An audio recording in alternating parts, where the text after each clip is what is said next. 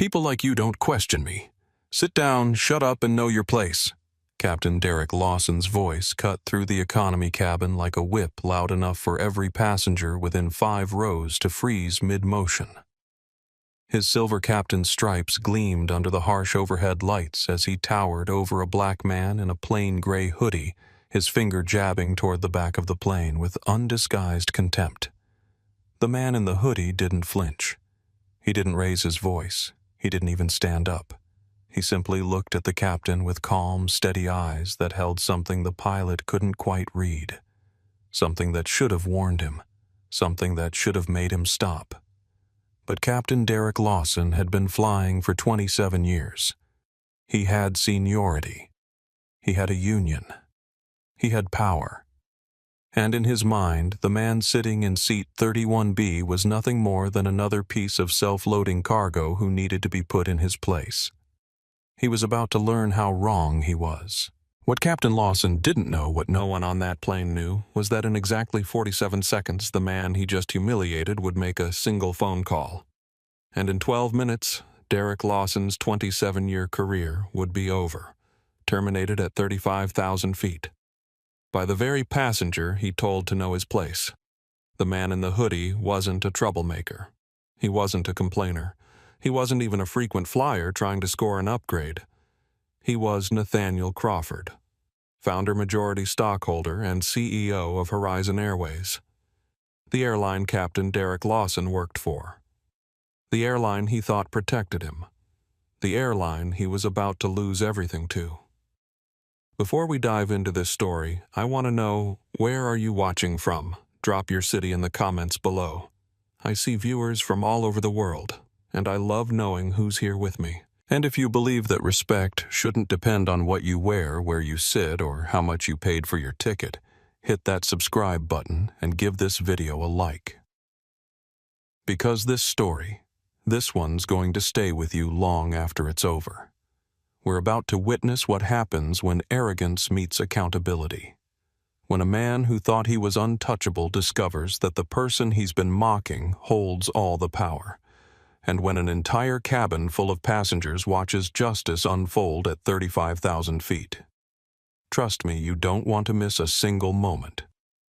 Now let's rewind to 6:47 a.m. at Chicago O'Hare International Airport, where a billionaire decided to become invisible.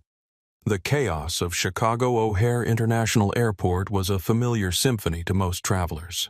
Announcements echoing off high ceilings, coffee lines stretching past capacity, families rushing to gates while business travelers typed furiously on laptops.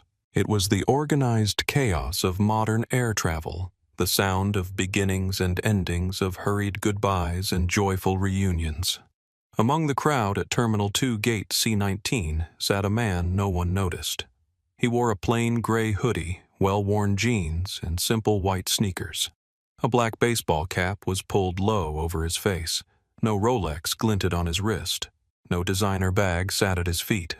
No assistant hovered nearby with a tablet full of appointments. He looked like anyone. A teacher heading to a conference. A consultant flying to pitch a mid-sized firm. A regular guy in a middle seat. He was holding a boarding pass Group 5 Seat 31B economy. Flight 892 to Los Angeles. But Nathaniel Crawford was none of those things. At 44 years old, he was worth $4.2 billion. His face had graced the covers of Forbes Fortune and Bloomberg Businessweek. He had built Horizon Airways from 3 leased planes and a dream into a major national carrier with 847 aircraft. And today, he was here to see exactly how his company treated the people who couldn't fight back. He had no idea just how badly that test was about to go. Nathaniel Crawford had spent his entire adult life building things, building businesses, building opportunities, building an airline that was supposed to represent everything he believed in, that travel could be dignified, that service could be genuine, and that every passenger, regardless of their ticket price, deserved to be treated like a human being. He started with nothing. His mother cleaned houses in Atlanta. His father drove buses for the City Transit Authority for 31 years. They never took vacations. They never flew anywhere. The first time Nate ever set foot on an airplane was when he was 19 years old, flying to a job interview in Chicago on a scholarship he'd earned through sheer determination. He remembered that first flight like it was yesterday. The wonder of lifting off the ground, the view of clouds from above, the feeling that anything was possible if you could just get yourself into the right room, the right seat, the right opportunity. But he also remembered something else. The flight attendant who looked at his worn jacket and asked if he was sure he was in the right section. The passenger next to him who clutched her purse a little tighter when he sat down. The subtle unspoken message that he didn't quite belong. He had sworn then that if he ever had the power to change things, he would. 25 years later, he had that power. Horizon Airways was his. Every plane, every route, every employee answered ultimately to him. And for years he believed he had built something different, something better. Then the reports started coming in. 6 months ago, the data began telling a story Nate didn't want to hear. While Horizon's profits were strong, record-breaking, actually the customer complaint index was skyrocketing, up 340% in 18 months, 40% in reports of rude staff, dirty cabins, and a pervasive culture of indifference were flooding his executive team's inboxes. But it was the anonymous employee feedback that truly alarmed him. Words like toxic and hostile appeared again and again. Phrases like protected bullies and untouchable crew showed up in report after report. And one location kept surfacing more than any other: the Chicago crew base. His board of directors urged him to hire consultants, bring in outside experts, conduct surveys and focus groups, and all the corporate theater that made executives feel like they were doing something without actually changing anything. His COO, Catherine Shaw, had a more direct approach. She wanted to fly to Chicago herself and start firing people. Clean house, she called it. Send a message. But Nate knew something they didn't. He knew that a wolf in wolf's clothing is spotted a mile away. If he wanted to see the real airline, the airline his customers saw, he couldn't arrive as the CEO. He couldn't walk through the terminal with an entourage and a corner office aura that made everyone snap to attention. He had to become a customer. A customer with no power, no status, no leverage. A customer in economy. The idea had come to him late one night, reading through a particularly painful complaint from a woman who had been mocked by a flight attendant for asking about vegetarian meal options. She laughed at me, the woman wrote, in front of everyone, like I was stupid for even asking. Nate had read that line 3 times. Then he'd picked up his phone and called Catherine. "I'm going undercover," he told her. "Flight 892 Chicago to L.A. Book me an economy middle seat under the name Nathan Cole.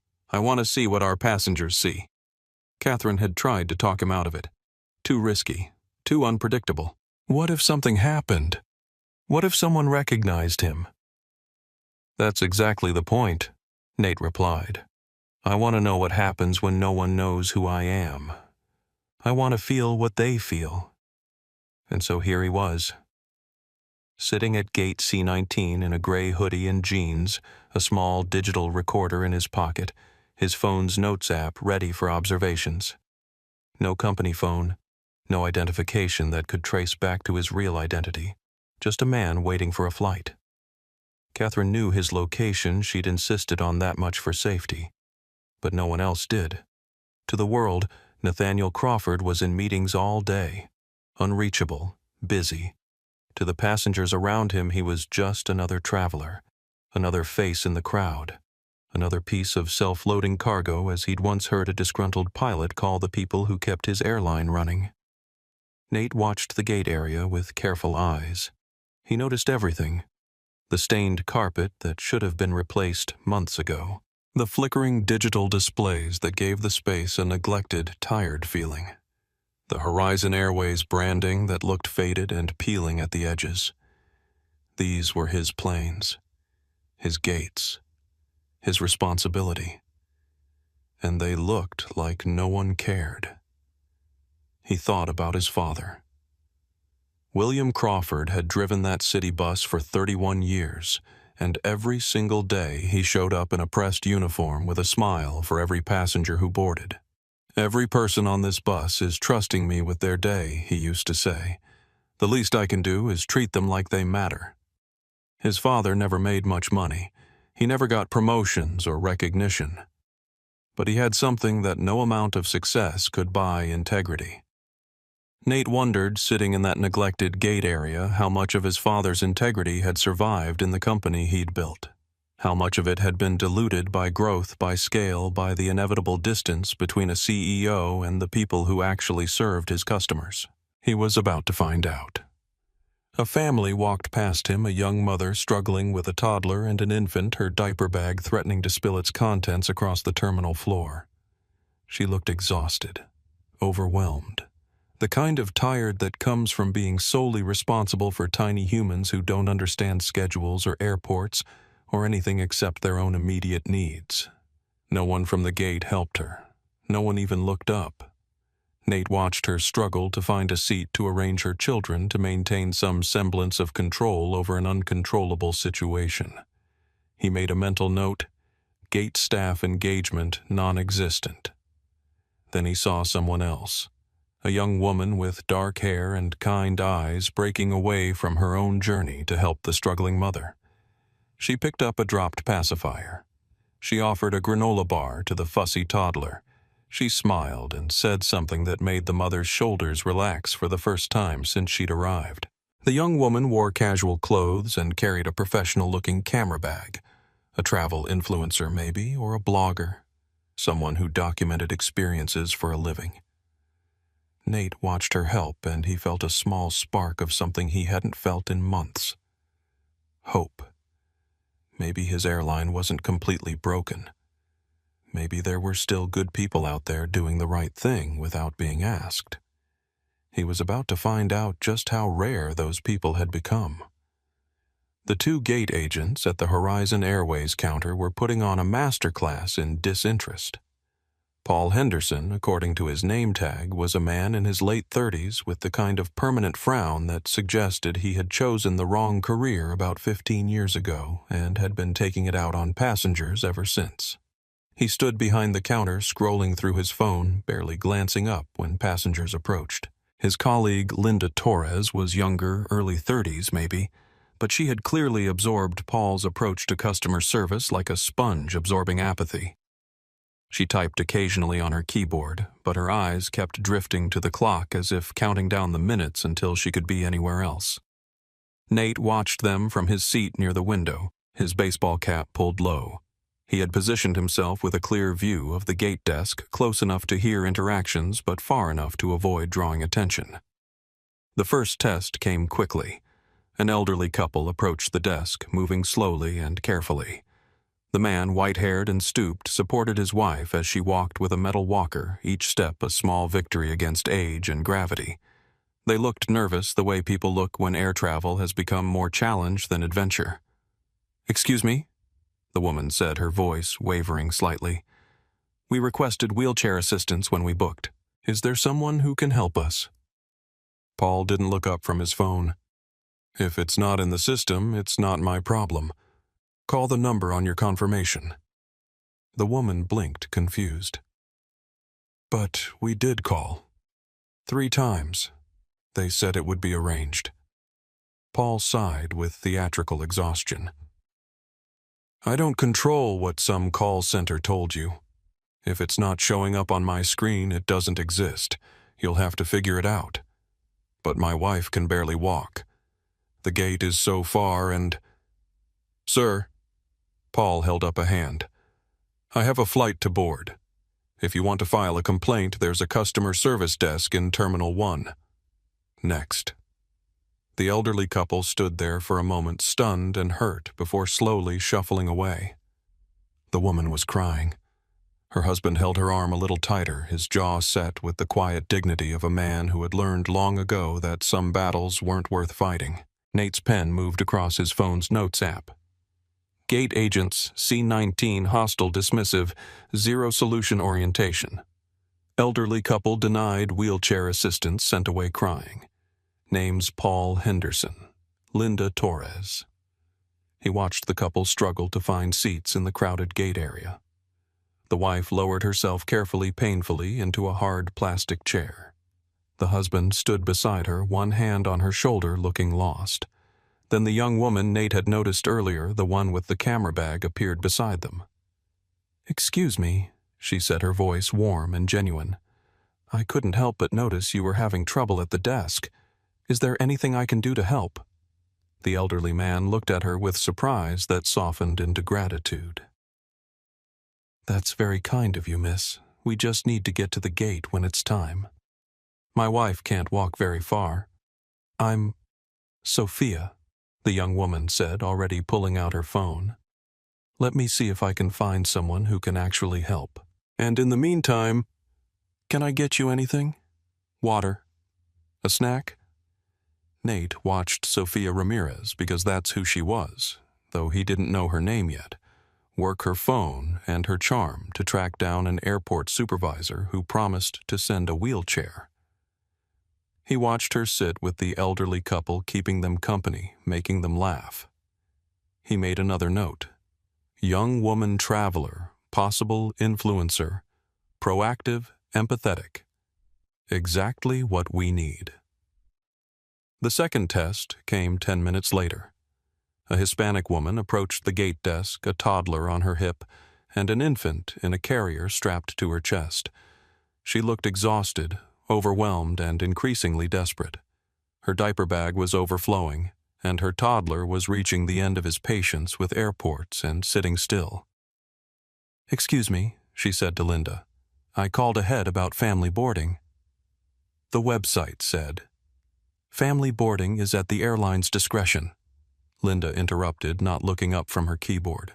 "We're not doing it today." "But the website said..." "The website says a lot of things. Our policy is our policy." "You board with your group like everyone else." The woman's face crumpled. "But my son, he's only 2. If I can't get on early to set up, I won't be able to..." Linda's voice hardened. "You're holding up the line. Board with Group 4 like your ticket says. If you don't like it, drive next time." The mother stepped back, tears welling in her eyes. Her toddler, sensing her distress, began to cry. She bounced him on her hip, trying to soothe him while also trying not to fall apart herself. Nate felt his jaw tighten. He had written the family boarding policy himself years ago. It was supposed to be standard practice, not at the airline's discretion. Someone had changed it, or these agents had decided to ignore it. Either way, it was wrong. He watched Sophia Ramirez notice the struggling mother, watched her excuse herself from the elderly couple and approach with that same warm smile. "Hey, let me help you with some of that," Sophia said, taking the overflowing diaper bag. "What's your little guy's name, Miguel?" the mother said, her voice thick with gratitude. "And the baby's Anna. Beautiful names. Look, I don't know what's going on with that gate agent, but she's wrong. Let me help you figure this out."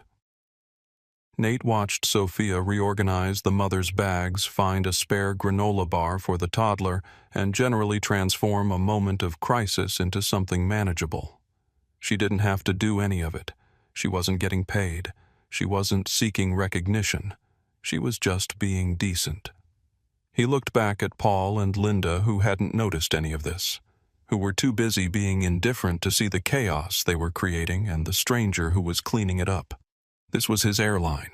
These were his employees, and they were failing. The delay announcement came over the PA system, garbled and barely comprehensible. "Attention passengers for Flight 892. We are currently delayed awaiting crew arrival. Please stand by for updates." A collective groan went through the waiting area. Passengers shifted in their seats, checked watches, pulled out phones. The usual frustration of modern air travel, amplified by the uncertainty of not knowing how long they'd be stuck. Nate checked his own watch. The crew was late. 22 minutes late, to be exact. On a clear Tuesday morning with no weather delays, no mechanical issues, no external factors. Just indiscipline. He made another note. Crew late 22 minutes. No weather or mechanical excuse. Internal discipline issue. A businessman next to him muttered something about this damn airline, and pulled out his laptop to make productive use of the wait. A teenager across the aisle put in earbuds and closed her eyes. The elderly couple sat quietly, still waiting for the wheelchair that had been promised. And Nate watched, observed, documented. He had come here looking for answers, looking to understand how his company had drifted so far from his vision. He hadn't expected the answers to be this obvious, this immediate, this damning.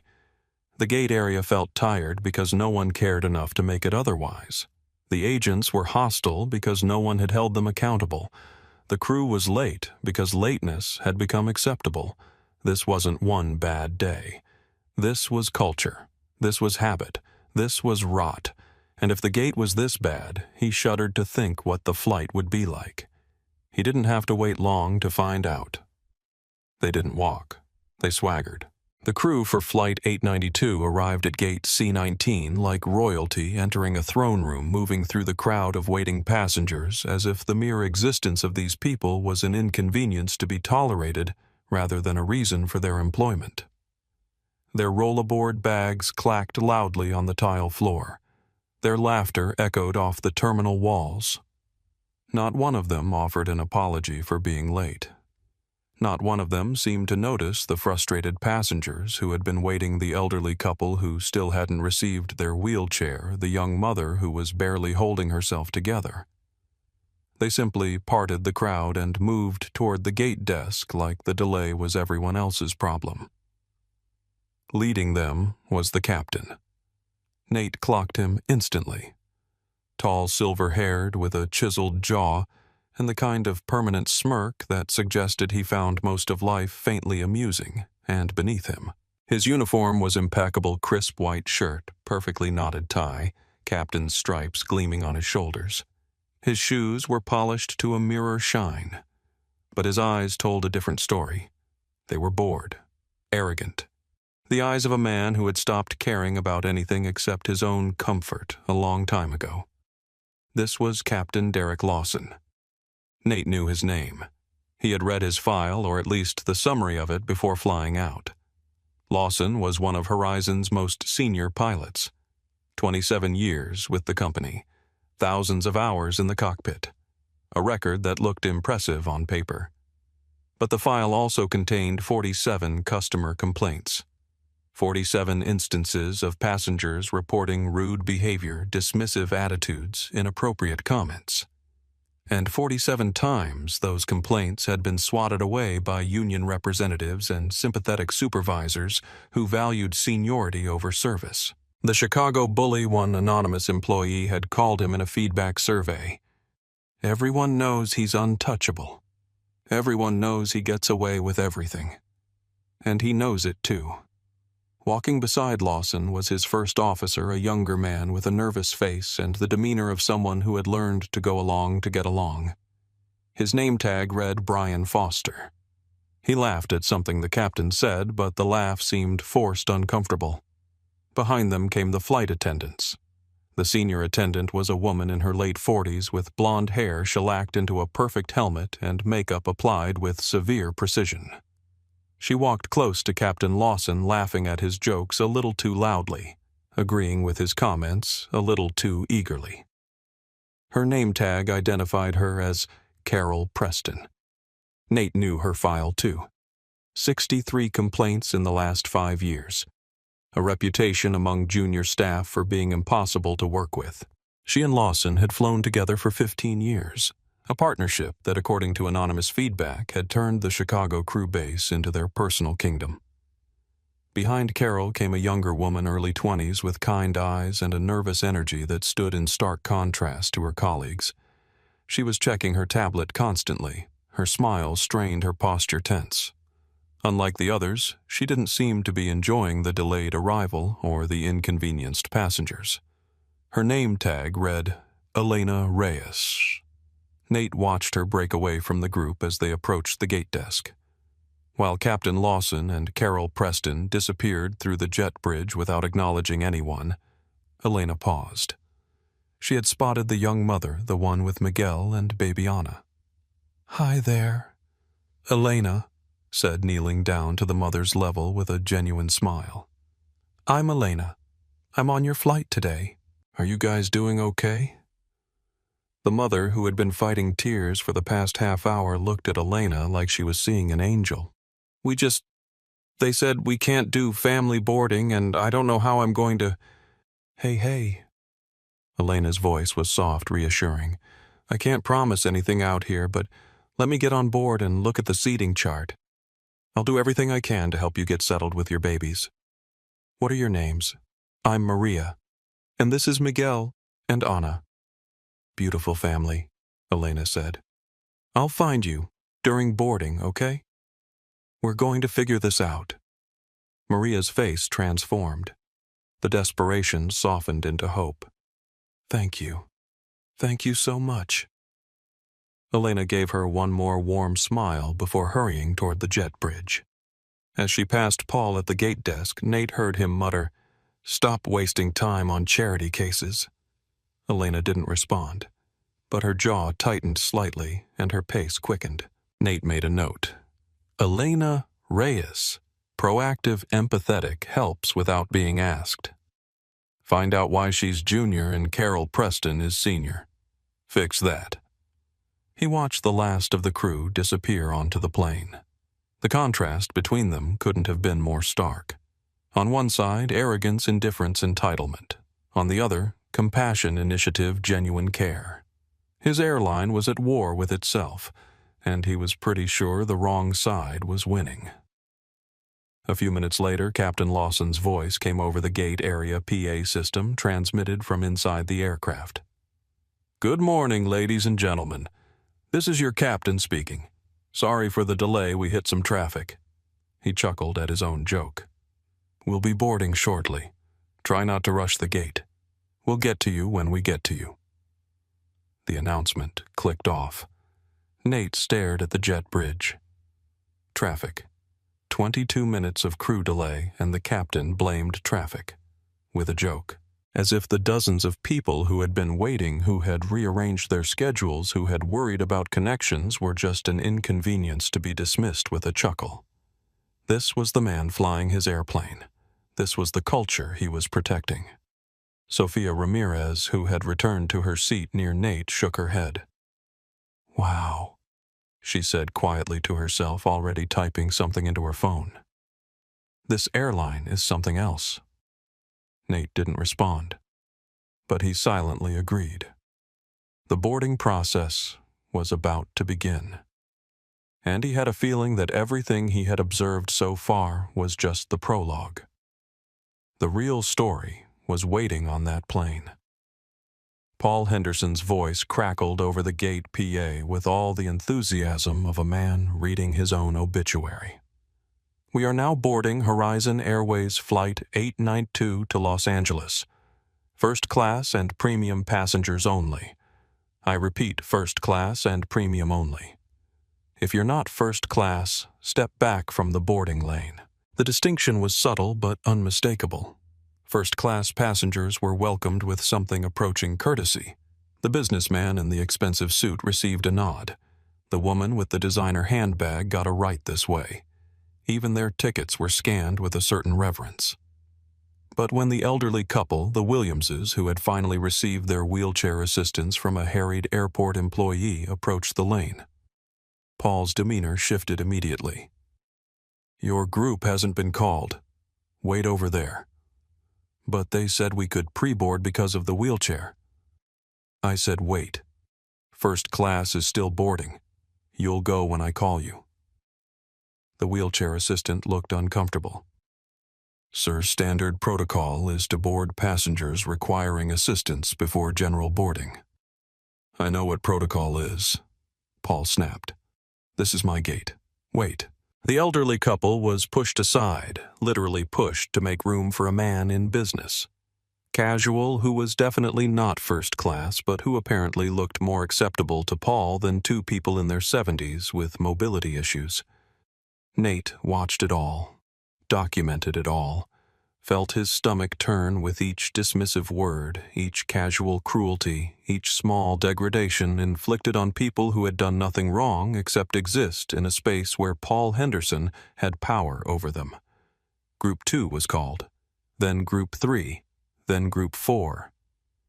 The young mother Maria finally got to board with her children.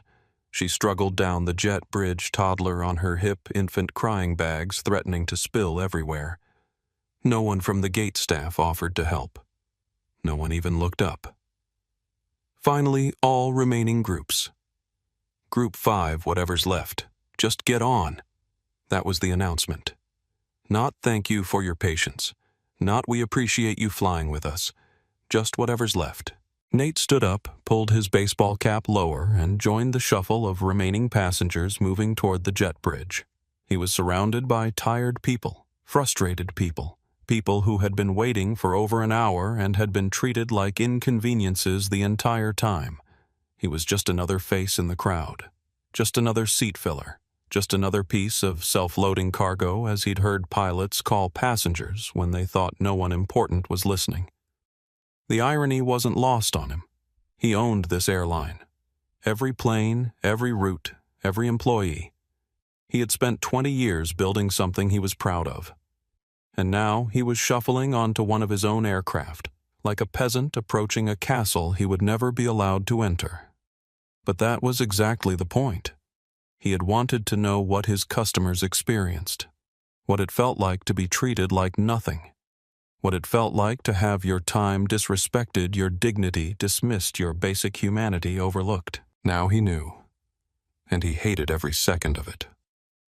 The jet bridge was narrow and stuffy, the recycled air already tasting stale. Ahead of him, passengers shuffled forward in that awkward half-walk that characterized airplane boarding everywhere. Behind him, more passengers pressed forward, eager to escape the gate area that had been their prison for the past hour.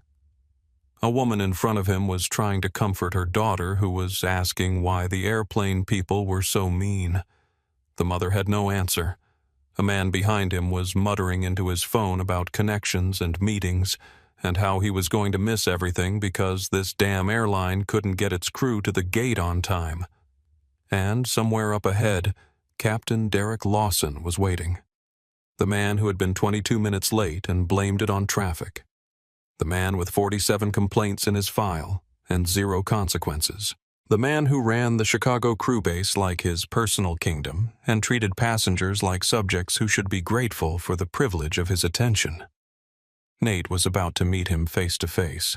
He stepped onto the plane.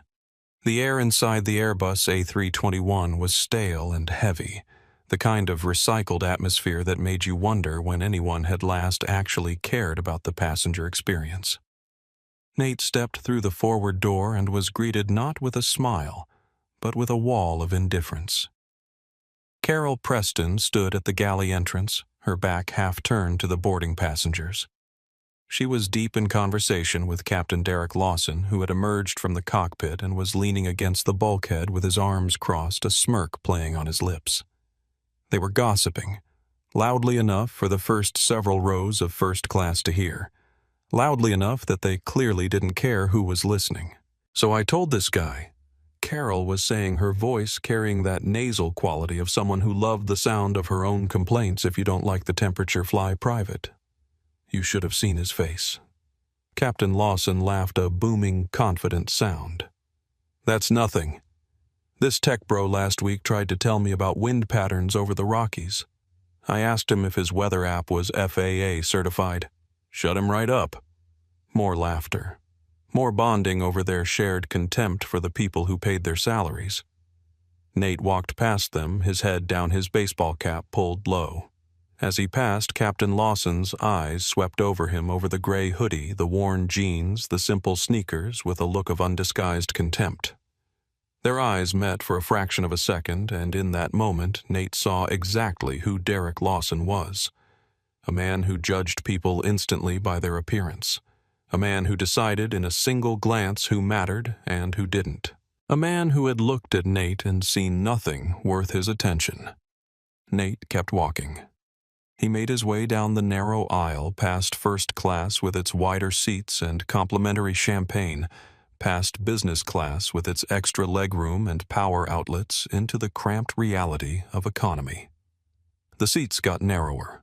The overhead bins got more crowded. The air got thicker. He found his row 31. Middle seat. B. A large man was already in the window seat, his bulk spilling over the armrest. He gave Nate an apologetic look but didn't move. Couldn't move, really. The seats were barely designed for average-sized humans, let alone anyone larger.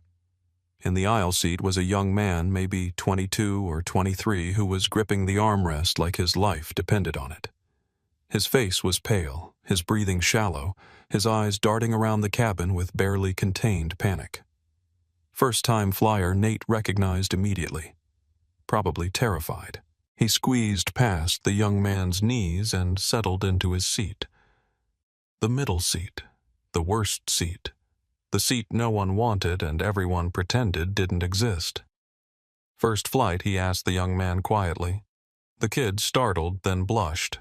That obvious little bit. But you'll be fine. Takeoff's the worst part, and even that's pretty smooth these days. I'm Jason, the young man said, clearly grateful for any distraction from his anxiety. Jason Mitchell, Nate replied. Nice to meet you. They shook hands awkwardly over the armrest. Jason seemed to relax just slightly, the presence of a calm stranger, apparently helping more than all the deep breathing he'd been attempting. Elena Reyes appeared in the aisle, working her way through the cabin. Unlike Carol, she was actually engaging with passengers, checking on comfort, answering questions, radiating a warmth that felt foreign after everything Nate had observed so far. She reached their row and smiled genuinely. Welcome aboard. How are we doing back here? We're good, Nate said. Thank you. Elena turned to Jason, noticing his white-knuckled grip on the armrest. First time flying.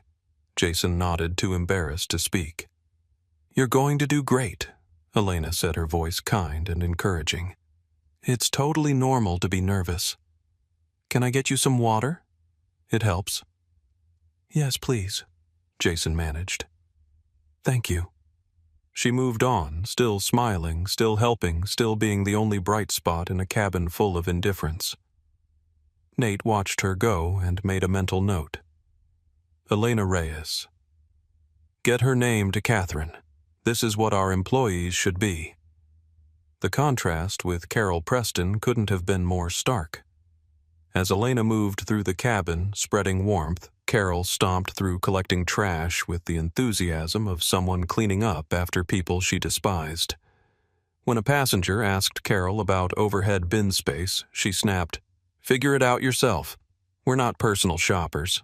When another passenger asked about a blanket, Carol rolled her eyes. "We ran out. Should have brought your own." 2 flight attendants, 2 completely different approaches, one building goodwill, the other destroying it with every interaction. The cabin continued to fill. Nate saw Sofia Ramirez take a seat across the aisle, and a few rows back her camera bag stowed carefully beneath the seat in front of her. She was already typing notes into her phone documenting her experience. He saw Mrs. Dorothy Collins, a dignified white-haired woman, who had been sitting near him in the gate area, take a seat 2 rows ahead. She was reading a paperback novel, seemingly unbothered by the chaos around her. He saw Dr. Victoria Palmer, a sharply dressed woman he had noticed in the first-class boarding queue, settling into seat 4A with a tablet full of what looked like medical files. All these strangers thrown together by chance and scheduling about to share an experience none of them could have predicted. The cabin door closed with a heavy thunk. Captain Lawson's voice came over the PA system, dripping with false charm. Ladies and gentlemen, welcome aboard. Flight 892 to Los Angeles. We apologize for the minor delay. We're making up for lost time as we speak. Flight time today is approximately 3 hours and 15 minutes. Sit back, stay quiet, and let us get you there in one piece. He laughed at his own joke. It was the laugh of a man who thought he was funny and had never been told otherwise.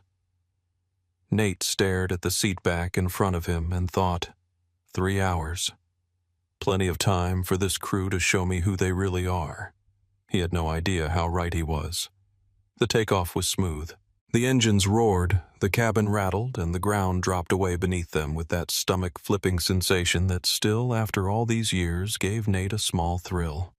Beside him, Jason had his eyes squeezed shut and his hands gripping both armrests like he was trying to keep the plane in the air through sheer force of will.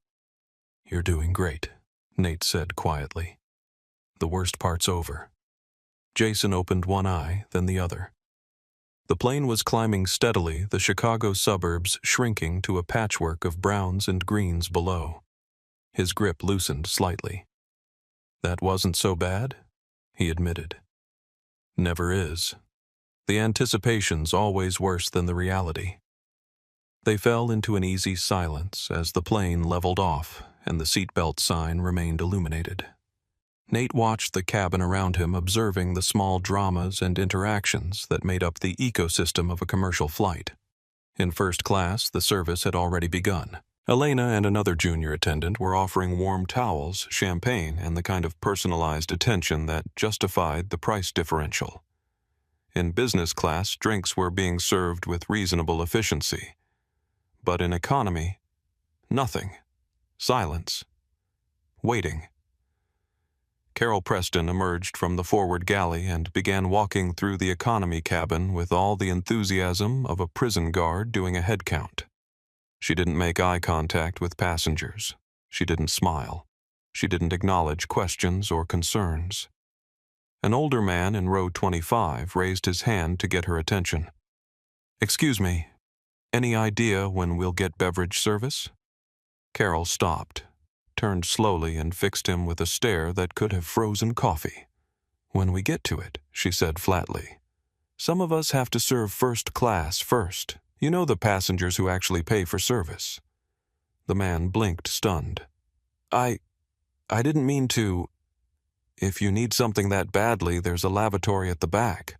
Otherwise, wait your turn." She moved on without another word, leaving the man sitting in embarrassed silence while passengers around him exchanged uncomfortable glances. Nate made a note: Carol Preston openly dismissive to economy passengers. Passengers who actually pay for service. Hostile, contemptuous.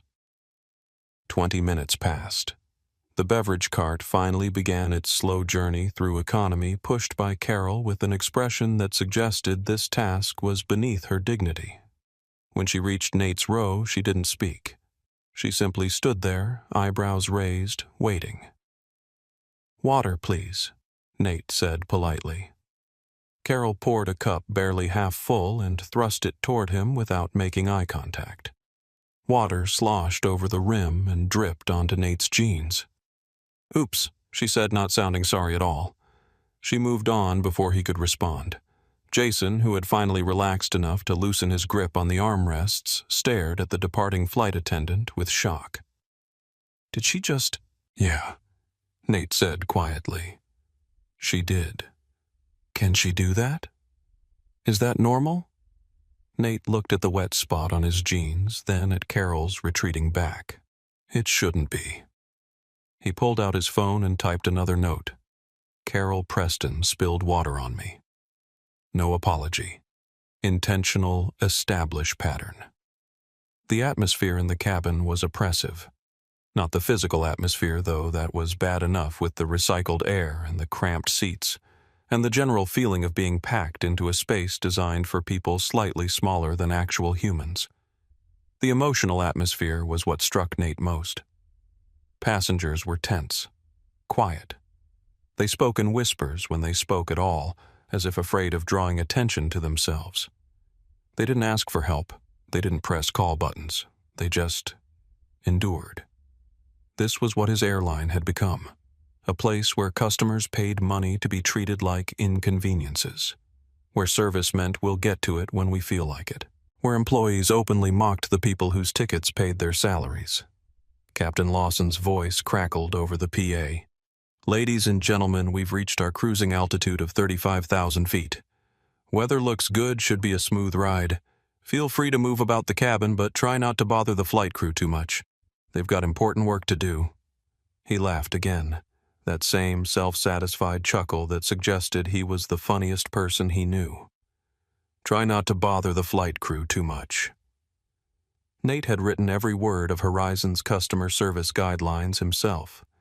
He had personally approved the training programs. He had given speeches about the importance of passenger experience, about treating every customer like they mattered, about the fundamental dignity that every person deserved regardless of their ticket class. And now his own captain was telling passengers not to bother the crew. Something was deeply, fundamentally broken, and it started at the top of this aircraft. As if on cue, Captain Derek Lawson emerged from the cockpit. It was unusual for a captain to walk through the cabin mid-flight. Unusual enough that several passengers looked up in surprise. Captains typically stayed in the cockpit, focused on the complex task of flying several hundred tons of metal through the atmosphere at 500 miles per hour. But Derek Lawson wasn't interested in flying at the moment. He was interested in being seen. He walked through first class, first nodding at passengers like a politician working a crowd. A handshake here, a comment about the weather there. He stopped to chat with Dr. Victoria Palmer, complimenting her taste in wine, completely unaware that she was already mentally cataloging his behavior for future reference. Then he moved into business class, same routine. Charm and swagger, confidence bordering on arrogance. He was performing, and he knew it. Then he entered economy. His demeanor shifted immediately. The smile didn't disappear entirely, but it became something else harder, more contemptuous. This wasn't his audience. These weren't people worth impressing. He walked down the aisle, slowly letting passengers see him, letting them appreciate the privilege of sharing space with someone so important.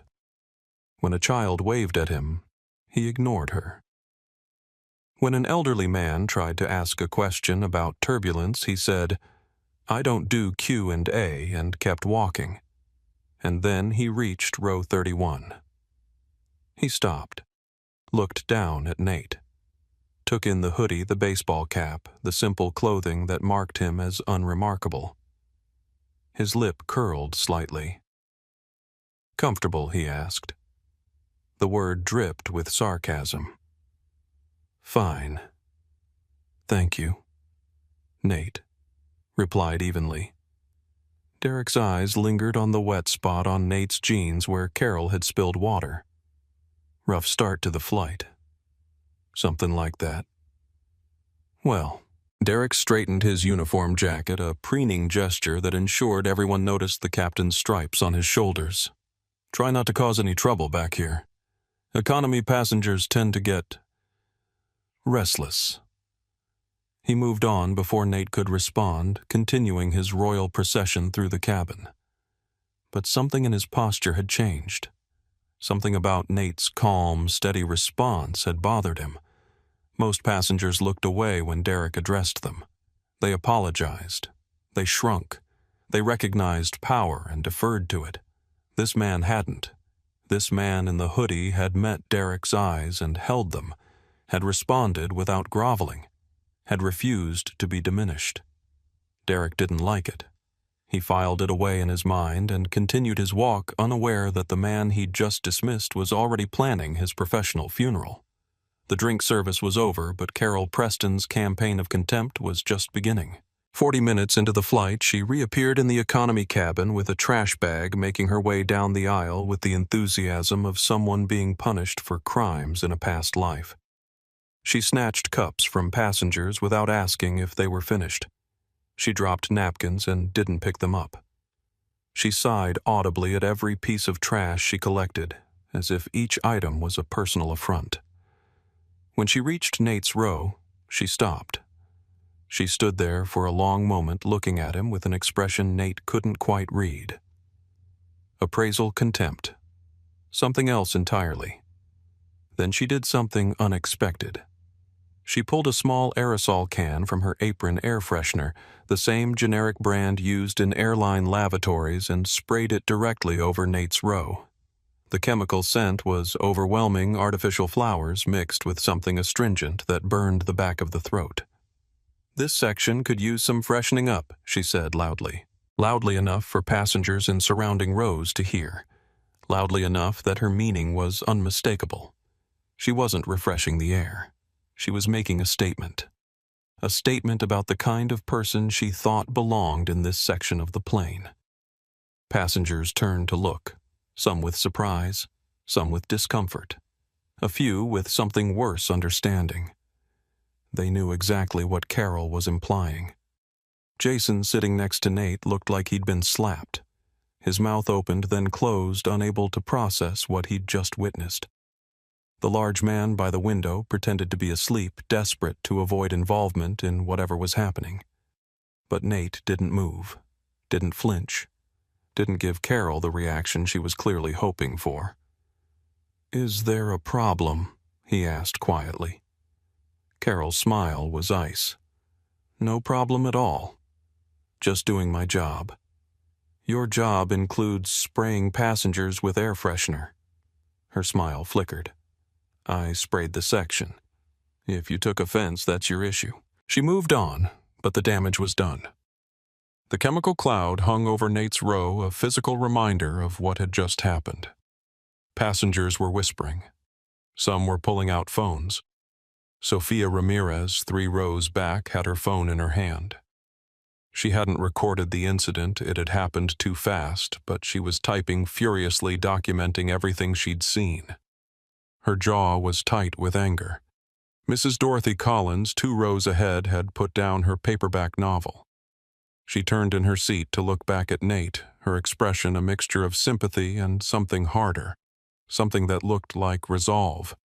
And from first class, Dr. Victoria Palmer was watching. She had stood up to use the lavatory, but had paused in the aisle, pretending to stretch, actually observing. She had seen Carol spray the air freshener. She had seen the malice in the gesture. She made a mental note of the flight attendant's name badge and continued to the lavatory, already composing the complaint she would file when they landed. Elena Reyes, who had been working the forward galley, appeared in the economy cabin moments later. Her face was flushed, her eyes bright with barely contained distress. She had heard what happened, of course she had.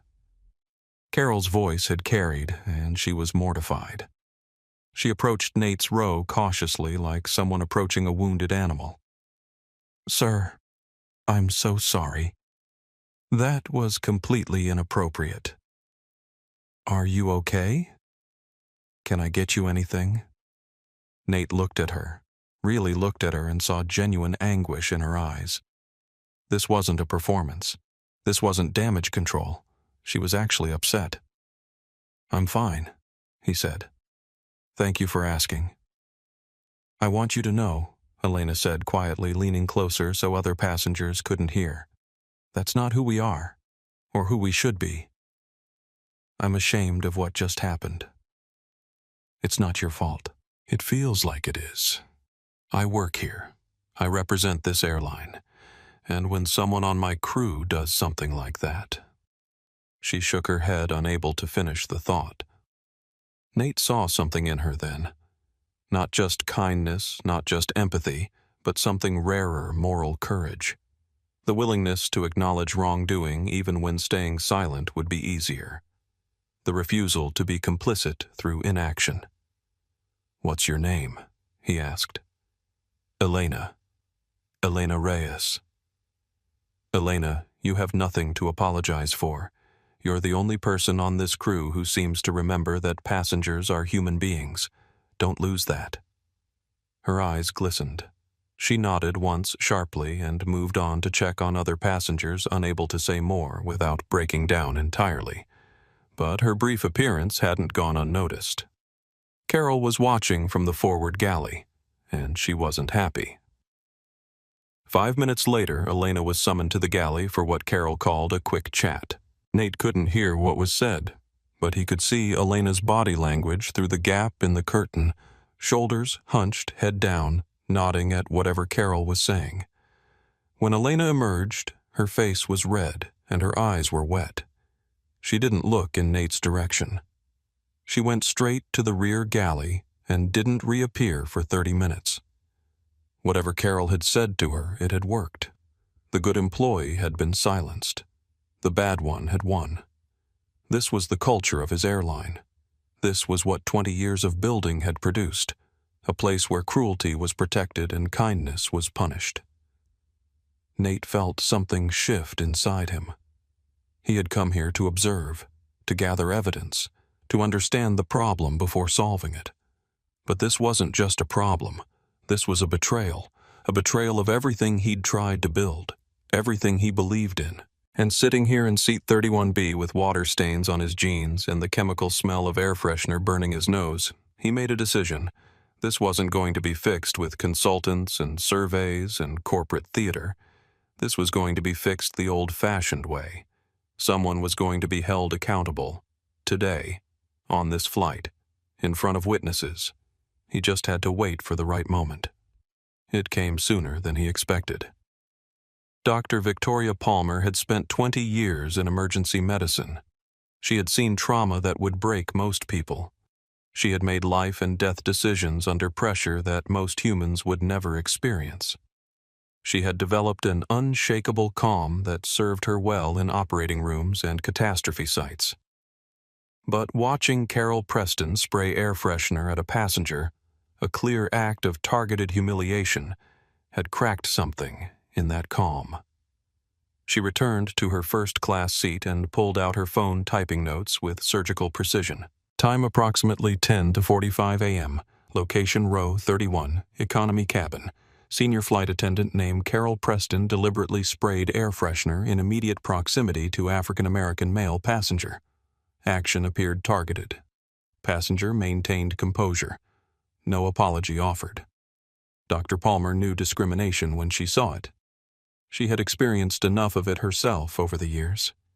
The surprised looks when she introduced herself as the chief surgeon. The questions about whether she was really a doctor.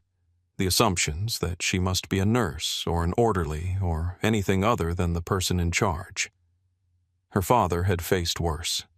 He had come to this country as a migrant worker picking crops in California's Central Valley until his hands bled.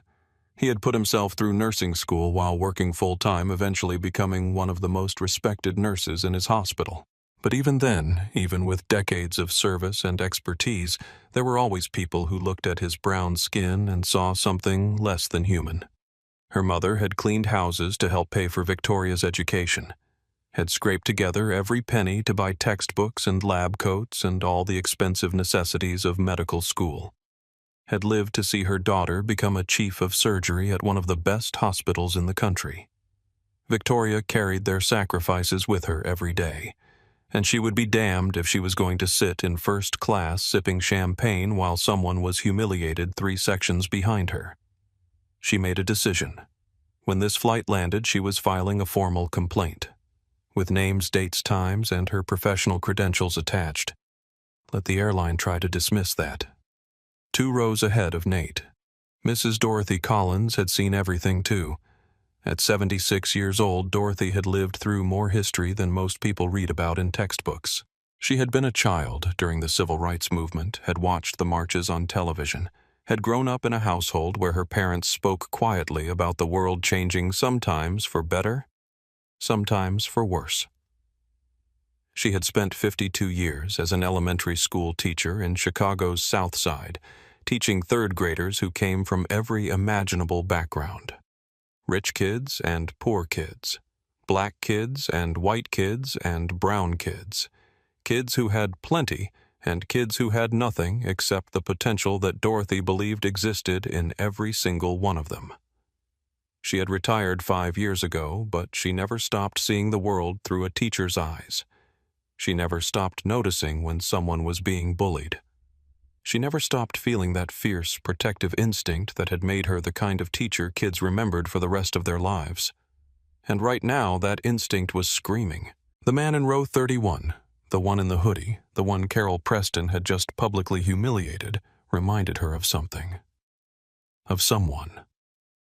Of the countless children over the years who had been singled out, mocked, dismissed because of what they looked like or where they came from.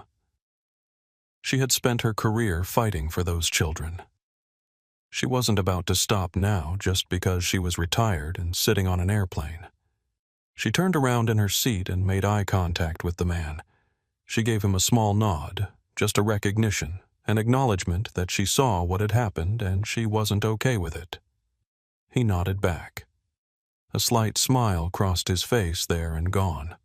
Dorothy turned forward again and picked up her paperback, but she wasn't reading. She was thinking, planning, preparing for whatever came next. Because in her experience, bullies never stopped at one victim.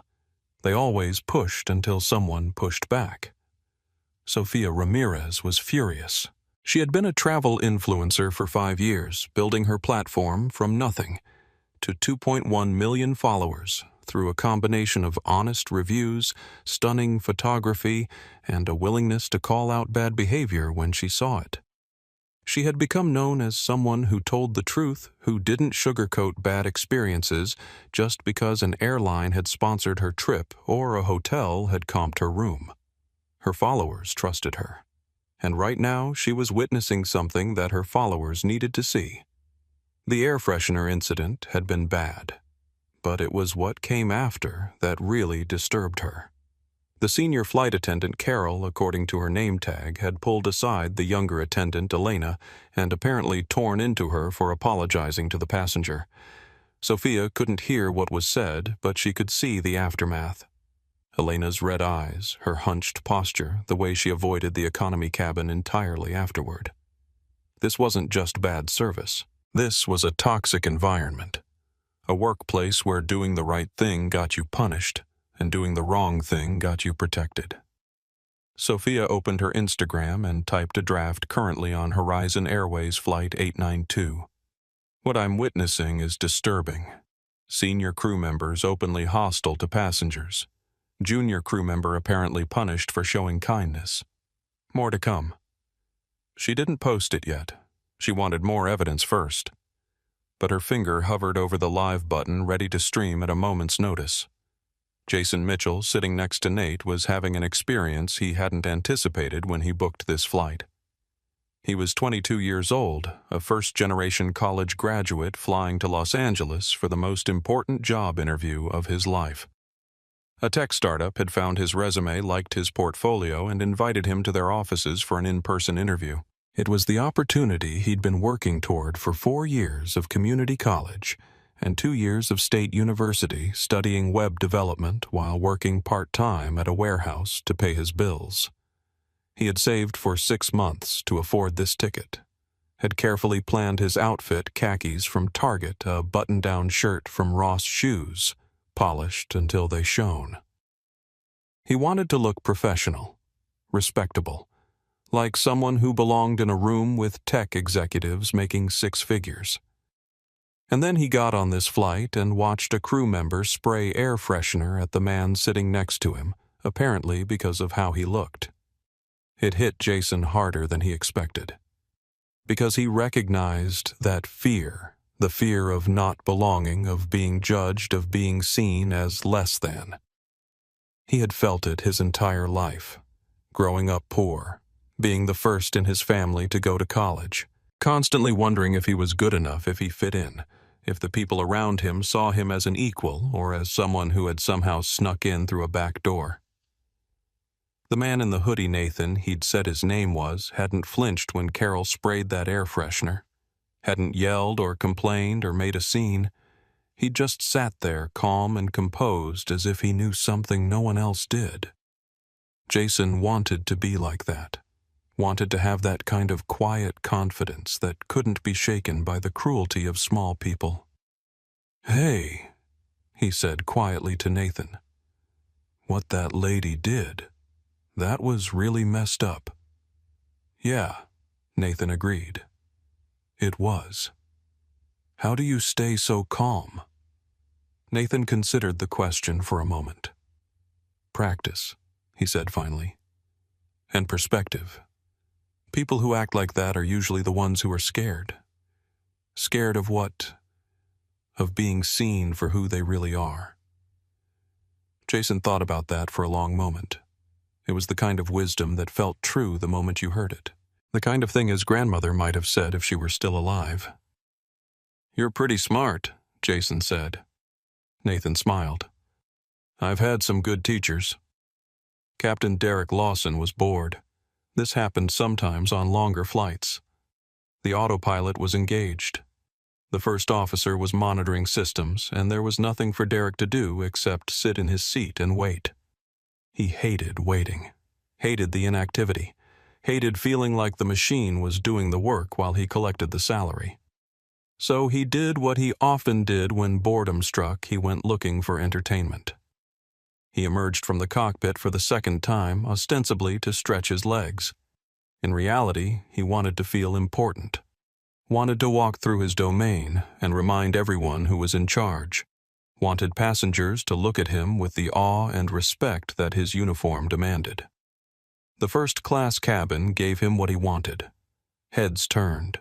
People smiled. A businessman actually stood up to shake his hand and ask about the weather in Los Angeles. Derek basked in the attention, spending several minutes regaling the businessman with stories of difficult flights and dramatic landings. Business class was similarly gratifying. Professional nods, appreciative glances, the general sense that he was someone worth acknowledging. And then there was economy. Derek walked into the rear cabin with his usual swagger, but something was different this time. The passengers weren't looking at him with awe. Some weren't looking at him at all. Others were looking with something that resembled... Was that hostility? He noticed phones out, noticed whispered conversations, noticed an atmosphere that felt charged electric like the moments before a storm. Something had happened while he was in the cockpit, something that had shifted the mood. He walked down the aisle, searching for the source of the tension, and found it in row 31. The man in the hoodie was sitting exactly where Derek had left him, but something was different. He was typing on his phone, his expression focused and intent. Not aggressive, not upset, just concentrated, like he was working on something important. Derek stopped at the row, looking down at the man with a mixture of curiosity and contempt. Working on the great American novel, the man looked up. Those same calm, steady eyes. That same refusal to be intimidated. Something like that. What's it about customer experience, actually? Derek's smirk flickered. Customer experience. Who was this guy? Some kind of consultant, a blogger, one of those social media people who were always trying to catch service workers doing something wrong. Customer experience, Derek repeated, letting the words drip with condescension. In economy. The experience is pretty simple. You paid less, you get less. That's how it works. Is that Horizon Airways' official position? The question was simple, but something about it set off alarm bells in Derek's head. The man wasn't asking for information, he was gathering it, recording it maybe in that phone he'd been typing into. Who are you? Derek asked, his voice harder now. Some kind of reporter. Just a curious passenger. A curious passenger with a lot of notes. Is that a problem? Derek stepped closer, invading the man's space the way he'd done to countless passengers over the years. Most people backed down, apologized, made themselves smaller. This man didn't move. Let me give you some free advice. Derek said, his voice low and threatening. Don't start trouble at 35,000 feet. You won't like how it ends. I'm not starting anything, Captain. Good, keep it that way, because I've been flying for 27 years. I've seen every kind of passenger there. Is the complainers, the lawyers, the social media crusaders who think they're going to change the world with a viral video. You know what happens to all of them? Nothing. They file their complaints. They post their tweets and nothing changes. Because at the end of the day, I'm still the captain and they're still passengers. And passengers don't have power. He straightened up, satisfied with his speech, and turned to walk away. Captain Lawson. The man's voice stopped him. Derek turned back, eyebrows raised. Your name is Derek Lawson, correct? 27 years with the company. Something cold slithered down Derek's spine. How did this passenger know his name? He hadn't introduced himself. The name wasn't visible on his uniform. That's right, Derek said carefully. Why? The man in the hoodie smiled. Just a small curve of the lips barely there and gone. No reason. Just wanted to make sure I had it right for my notes. Derek stared at him for a long moment, trying to read something in those calm eyes, trying to understand what was happening here. But there was nothing to read. Just a stillness that was somehow more unsettling than anger would have been. "Watch yourself," Derek said finally, and walked away. He didn't look back. If he had, he might have seen the man in the hoodie making another note in his phone, might have seen the tiny smile that played at the corners of his mouth. But Derek Lawson was already thinking about other things. About lunch service. About the attractive passenger in 3A. About the golf game he was planning for the weekend. He had already forgotten the man in the hoodie.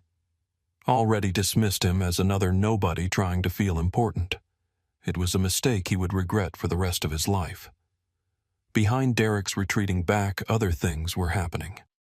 Mrs. Collins had turned around in her seat during the confrontation, watching with sharp teacher's eyes. She had seen Derek lean into the passenger's space, had heard the threat in his voice, had witnessed the attempted intimidation. And she had seen the passenger refuse to be intimidated. That took courage, she thought. Real courage. The kind most people don't have. Sofia Ramirez had been recording. Not obviously, she'd held her phone at an angle that made it look like she was texting, but she had gotten the entire exchange. Derek's condescension, his threats, his casual cruelty, and the passenger's calm, measured responses. "This is getting serious," she typed to her assistant back in LA. "Stand by. I might be going live." Dr. Palmer, who had been watching from the galley entrance where she'd been getting a glass of water, returned to her seat with additional ammunition for her complaint. Add intimidation to the list, she thought. Threats. Abuse of authority. This captain is a lawsuit waiting to happen. And Jason, sitting right next to the man everyone seemed to be watching, had a revelation. "You're not just a regular passenger, are you?" he whispered. Nathan looked at him with those calm eyes. "What makes you say that? The way you handled that. The way you're not scared. The way he seemed almost scared of you at the end." Nathan considered the question for a moment. Then he said simply, "Today, I'm just a guy in a middle seat. Tomorrow might be different." Jason didn't understand what that meant, but he had a feeling he was about to find out. 90 minutes into the flight, the seatbelt sign illuminated with a soft chime. First Officer Brian Foster's voice came over the PA. "Ladies and gentlemen, we're expecting some light turbulence ahead. Please return to your seats and fasten your seatbelts. This shouldn't last long and we'll have you up and moving again shortly." Passengers settled in. Overhead bins rattled slightly as the plane began to bounce gently on invisible air currents. Nothing serious, just the usual discomfort of crossing a weather front. Captain Derek Lawson emerged from the cockpit again. This was unusual. During turbulence, even light turbulence pilots typically remained in their seats with harnesses secured. Walking through the cabin during bumpy conditions was against standard protocols and potentially dangerous. But Derek wasn't thinking about protocols. He was thinking about the man in row 31, about those calm eyes that had refused to look away, about the questions that had felt more like interrogation than curiosity, about the nagging feeling that something was wrong, that this passenger knew something Derek didn't. He was carrying a cup of coffee. Hot. Fresh from the cockpit's personal brewing station. Carol Preston met him at the forward galley, eyebrows raised in question. Derek leaned close and murmured something. Carol smiled a cold, knowing smile and nodded. They walked together into the economy cabin. Nate saw them coming. Of course he did. He'd been watching everything, cataloging everything, building a case that was becoming more damning with every passing hour.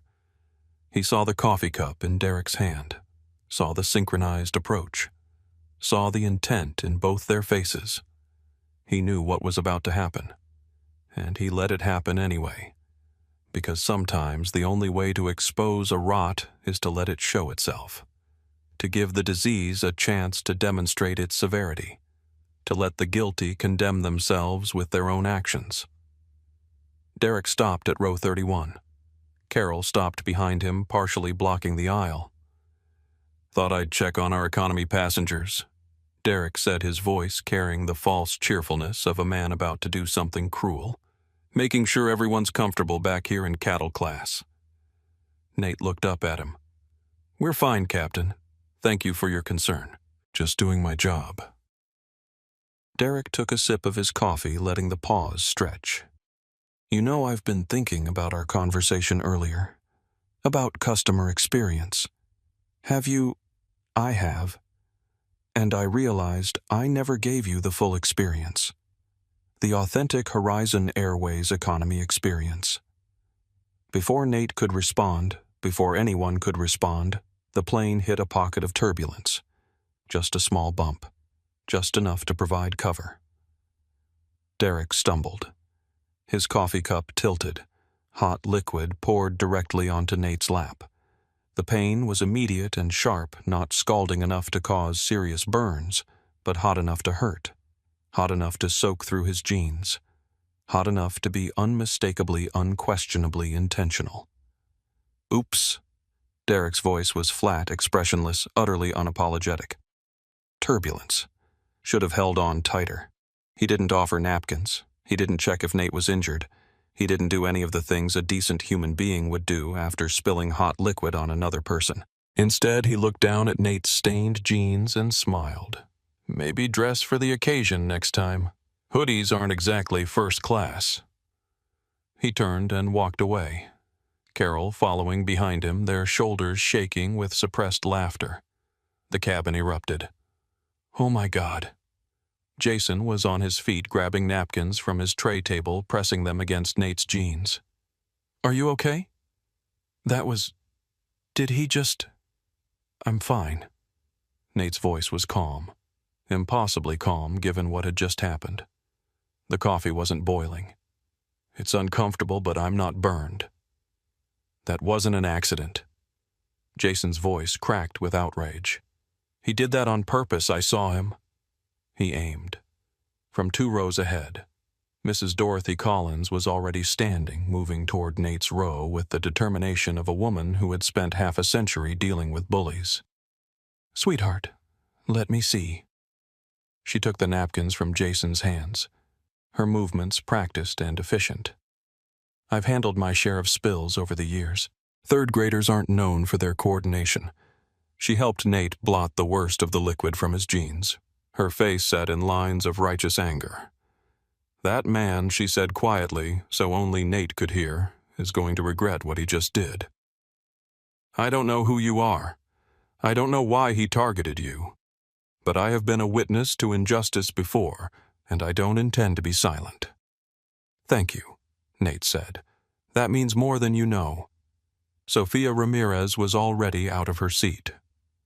Phone raised, recording everything. She had captured the immediate aftermath, Jason's panicked attempts to help Mrs. Collins's intervention, the spreading stain on Nate's jeans. She hadn't caught the incident itself, it had happened too fast, but she had caught enough. "You guys," she said into her phone, going live for the first time. "I'm on Horizon Airways Flight 892 right now. The captain just accidentally spilled hot coffee on a passenger. I'm showing you the aftermath. This man asked a simple question about an overhead bin, and he got coffee dumped on him." She panned her camera to show Nate the wet fabric of his jeans, Mrs. Collins helping with napkins. "This is live. This is happening. Over 35,000 people are watching right now." The flight attendant sprayed air freshener at this same passenger earlier. Now the captain poured coffee on him. "This is not an accident. This is targeted harassment." Her viewer count was climbing. 40,000. 50,000. 60,000. Comments were flooding in faster than she could read. But the most significant arrival was Dr. Victoria Palmer. She had moved from first class the moment she heard the commotion pushing past Carol Preston with barely a glance. Now she was kneeling beside Nate's seat, her professional demeanor fully engaged. "Sir, I'm a physician. I need to assess whether you've been burned. May I? I'm fine, really. Let me determine that. Her voice was firm but kind. The voice of someone who was used to patients saying they were fine when they weren't. Hot liquid burns can be deceptive. They may not show full severity immediately. She examined the area gently professionally. The jeans absorbed most of the heat. You'll have some mild discomfort, possibly minor redness, but I don't see signs of anything requiring immediate treatment. However, I want to document this. She pulled out her phone and took several photos of Nate's jeans, the stains the area around his seat. I'm Dr. Victoria Palmer, she said, Chief of Trauma Surgery at Northwestern Memorial Hospital. I witnessed that captain pour coffee on you. It was not an accident. I'm prepared to testify to that fact. Thank you, Nate said. Don't thank me. What just happened was assault. In my emergency room, I've treated victims of violence who were hurt less severely than this man intended to hurt you. He just happened to get lucky that the coffee had cooled enough not to cause serious damage. She stood up, her professional calm barely containing her fury. I will be filing a formal complaint when we land, with names, dates, times, and my medical credentials attached. I suggest anyone else who witnessed this do the same. Mrs. Collins raised her hand. I witnessed it. Jason raised his trembling hand. Me too. Other passengers began raising their hands, one by one, then in groups. A businessman in 26D, a college student in 30A, a mother traveling with her daughter in 29B. Sophia Ramirez captured it all, her live stream now showing rows of passengers with raised hands. 50 witnesses, she said into her camera. At least 50 people on this flight are willing to testify that what just happened was intentional. Horizon Airways, are you watching? Your captain just assaulted a passenger and we have 50 witnesses. What are you going to do about it? Her viewer count hit 100,000, then 150,000, then 200,000. From the forward galley, Carol Preston was watching with growing concern. This wasn't how things were supposed to go. Passengers weren't supposed to fight back. They weren't supposed to document. They weren't supposed to have a physician and a social media influencer and 50 witnesses all ready to bring the hammer down. She found Derek in the cockpit, his face pale. We have a problem, she said. For the first time in 27 years, Derek Lawson felt something he wasn't used to feeling. Fear. The economy cabin of Flight 892 had transformed. What had been a space of passive endurance, passengers quietly suffering through indifferent service and cramped conditions, had become something else entirely. An awakening, a mobilization, a collective refusal to stay silent any longer. Mrs. Dorothy Collins had taken an unofficial leadership role, moving through the cabin with the quiet authority of someone who had spent decades managing classrooms full of children and knew exactly how to organize chaos into action. If you witnessed what happened, I want you to write it down, she was saying to a cluster of passengers near row 28. Time, location, exactly what you saw. Not what you think you saw, what you know you saw. Details matter. Sophia Ramirez was alternating between her live stream and direct messages with her assistant in Los Angeles. I need you to pull everything we have on Horizon Airways, she dictated into her phone. Customer complaints, employee reviews, any previous incidents. This isn't just one bad captain.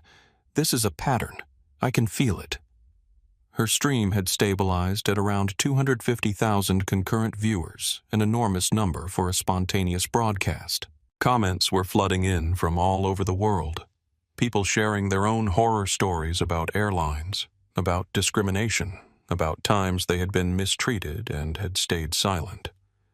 But the most impactful conversation was happening in row 31 between Nate and Jason. I don't understand how you can be so calm, Jason said, his voice still shaky from adrenaline. He assaulted you, in front of everyone, and you're just sitting there. What would you have me do? Nate asked gently. I don't know. Yell, Fight back something. And what would that accomplish? Jason opened his mouth, then closed it. He didn't have a good answer. Here's what I've learned, Nate said. When someone treats you badly, your first instinct is to respond in kind, to match their energy, to show them they can't push you around. But that's exactly what they want.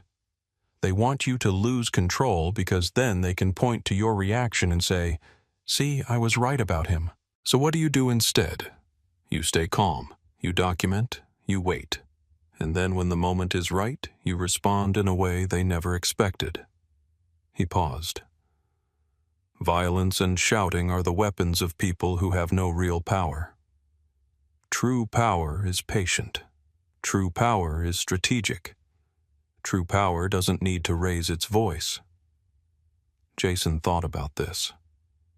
It was the kind of wisdom that felt ancient and practical at the same time, like something passed down through generations of people who had learned to survive in hostile environments.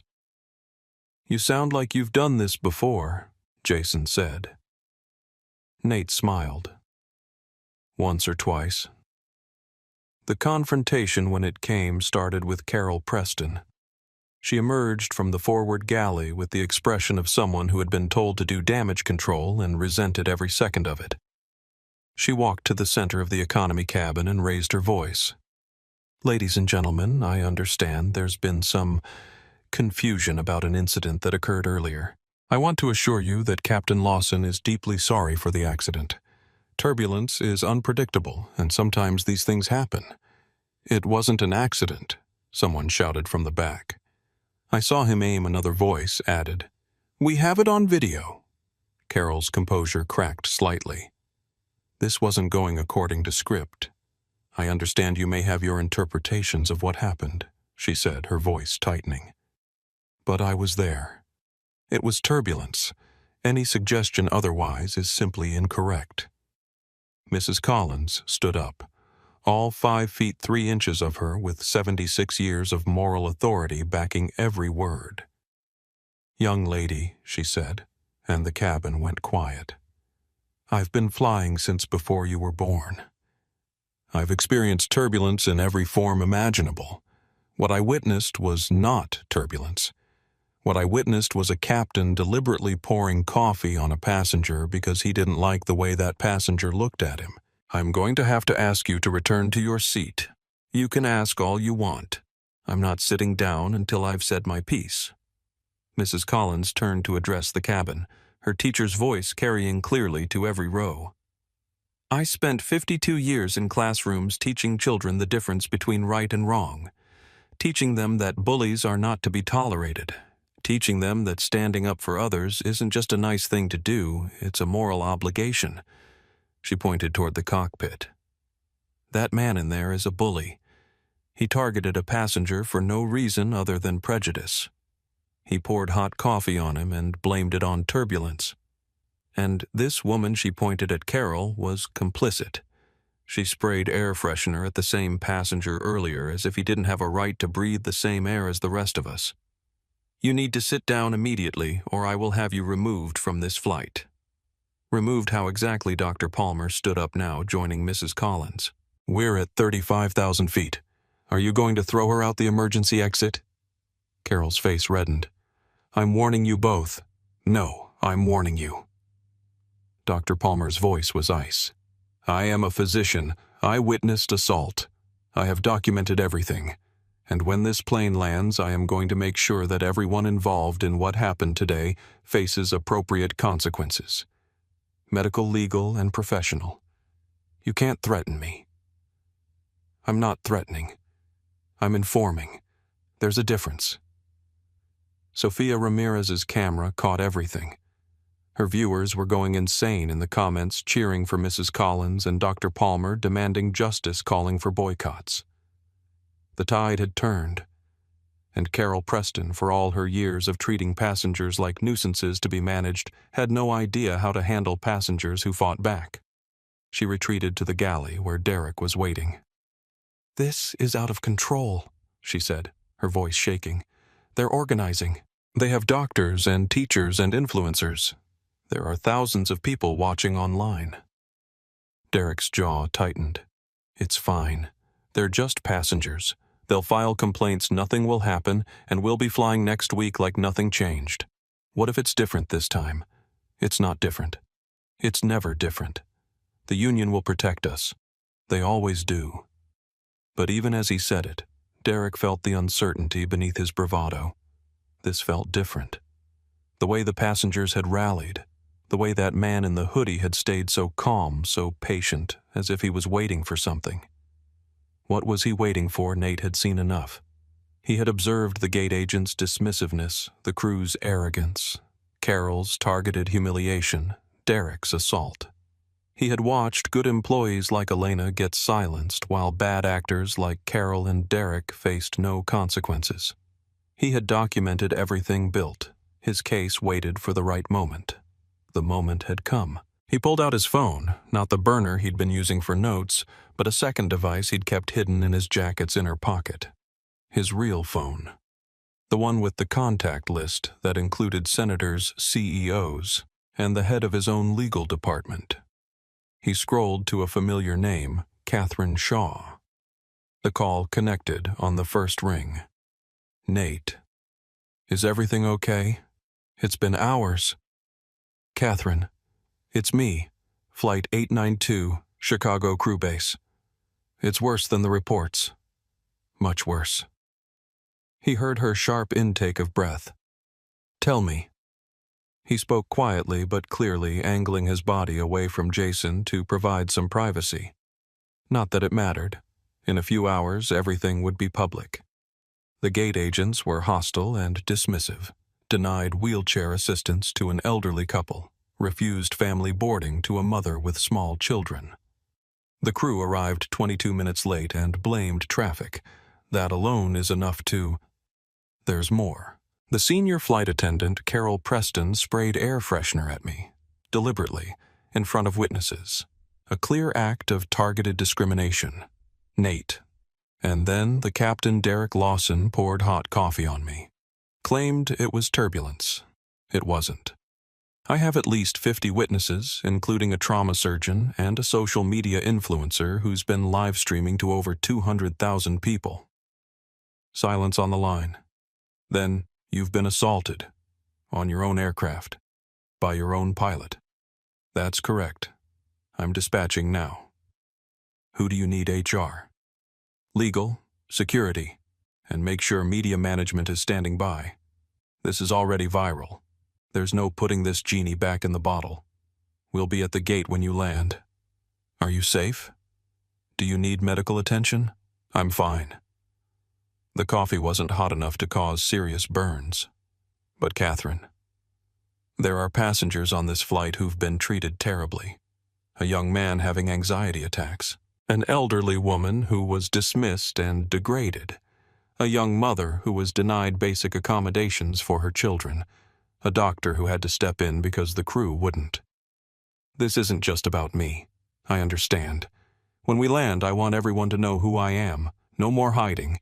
If we can't clean our own house in public, we don't deserve to run an airline. Understood. See you on the ground, sir. Nate ended the call and slipped the phone back into his jacket. Jason was staring at him with wide eyes. Who was that? Someone who's going to help. You called someone Catherine and talked about your own aircraft. Jason's voice was barely a whisper. Do you work for Horizon or something? Nate looked at him, this nervous young man on his first flight heading to the most important interview of his life, who had witnessed discrimination and assault and had chosen to stand up anyway. Today I'm just a guy in a middle seat. But tomorrow might be different. That's not an answer. No, Nate agreed. It's not. But you'll understand soon. Jason wanted to press further, but something in Nate's expression stopped him. There was a calmness there that went beyond ordinary patience, a certainty that suggested forces were in motion that couldn't be stopped. Whatever was coming, Jason realized the man sitting next to him had just set it in motion. From the forward galley, Carol Preston had been watching. She couldn't hear what Nate had said on the phone. The economy cabin was too noisy. But she had seen the call, had seen the intensity in his face, had seen him put away a second phone she hadn't noticed before. Something was wrong. Very wrong. She found Derek in the cockpit where he was pretending to monitor systems he had long since delegated to autopilot. "The hoodie guy just made a phone call," she said. Looked serious. Derek didn't look up, so probably calling his lawyer. "Let him. We have 27 years of seniority and a union contract that—" "Derek." Her voice was sharp enough to make him turn. "I heard him say something about your own aircraft. What, I couldn't hear everything, but I heard your own aircraft and the name Catherine." Derek's face went pale. Catherine. There was only one Catherine he knew of who would be getting phone calls about aircraft. Catherine Shaw, the COO of Horizon Airways. No. Impossible. The passenger in 31B was just some guy, some nobody in a hoodie and jeans. CEOs didn't fly economy. CEOs didn't let themselves get sprayed with air freshener and splashed with coffee. CEOs had people, protections. They didn't sit in middle seats on regular flights. Unless they wanted to see what really happened on their planes. Unless they were conducting some kind of test. Derek's mind raced through the possibilities. What if the man he'd been mocking, threatening, assaulting for the past 2 hours wasn't a random passenger? What if he was someone important? What if he was... No. That was paranoid. That was crazy. But Derek couldn't shake the feeling that something terrible was approaching. Something that all his seniority and union protection couldn't save him from. "Just keep an eye on him," he told Carol, "and let me know if anything else happens." Carol nodded and left, but neither of them felt confident anymore. The ground was approaching, and with it, a reckoning. The descent into Los Angeles began at 10:22 a.m. Pacific Time.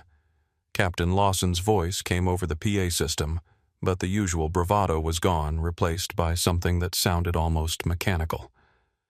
"Ladies and gentlemen, we're beginning our approach into Los Angeles International Airport. Flight attendants prepare for landing." The seatbelt sign illuminated. Passengers straightened their seats, stowed their belongings, prepared for the final phase of a flight that none of them would ever forget. Sofia Ramirez ended her live stream with a promise. "Stay tuned. When we land, I have a feeling something big is going to happen. I'll update you as soon as I can." Her final viewer count, 312,000 concurrent. The hashtag Flight 892 was already trending nationally. Mrs. Collins said a quiet prayer. Dr. Palmer reviewed the complaint she had drafted in her phone's notes app. Jason gripped the armrests with renewed tension, not from fear of flying this time, but from anticipation of what came next. And Nate sat perfectly still, watching the California coastline come into view through the window across the aisle, thinking about everything that had led to this moment. 25 years of building, 25 years of trying to create something that mattered. 25 years of believing that good intentions at the top would translate into good behavior throughout the organization. He had been naive. He understood that now. Culture wasn't something you could legislate from a corner office. It wasn't something you could implement through memos and training programs and corporate values posted on break room walls. Culture was what happened when no one important was watching. Culture was the small decisions, the daily choices, the accumulated weight of 1,000 interactions that either built trust or destroyed it. He had failed to watch, and in his absence, people like Derek Lawson and Carol Preston had built their own culture. A culture of contempt, a culture of untouchability, a culture where passengers were cattle and employees who cared were punished for caring. Today, that culture ended. The plane descended through a light haze, the sprawl of Los Angeles emerging below like a circuit board of streets and buildings. The ocean glittered on the horizon. The sun was bright and warm. It was a beautiful day for a reckoning. Derek emerged from the cockpit one final time, He walked through the first-class cabin without stopping through business class with only cursory glances until he reached economy. He stopped at row 31. "Hey, buddy." His voice was attempting casual but landing somewhere closer to desperate. "About earlier, no hard feelings, right? Sometimes these flights get tense and things happen that—" "Captain Lawson." Nate's voice was quiet, controlled utterly without emotion. "I have no hard feelings toward you." Derek's eyes searched Nate's face for something: mockery, anger, fear, and found nothing. Just calm. "Good," Derek said uncertainly. "Because I'd hate for a simple misunderstanding to become something it isn't. You know how these things get blown out of proportion sometimes. I'm sure they do. So we're good. No complaints. No social media drama." Nate smiled.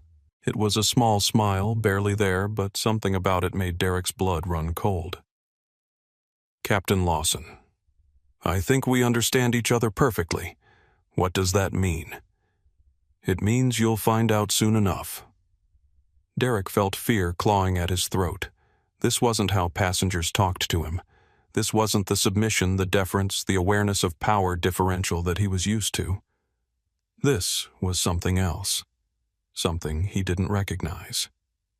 "Listen," Derek said, his voice dropping to a threatening whisper. "I don't know who you think you are, but I've been flying for 27 years. I've handled passengers like you before. Whatever you're planning." "Captain Lawson." Dr. Palmer's voice cut through from the aisle. "We're about to land."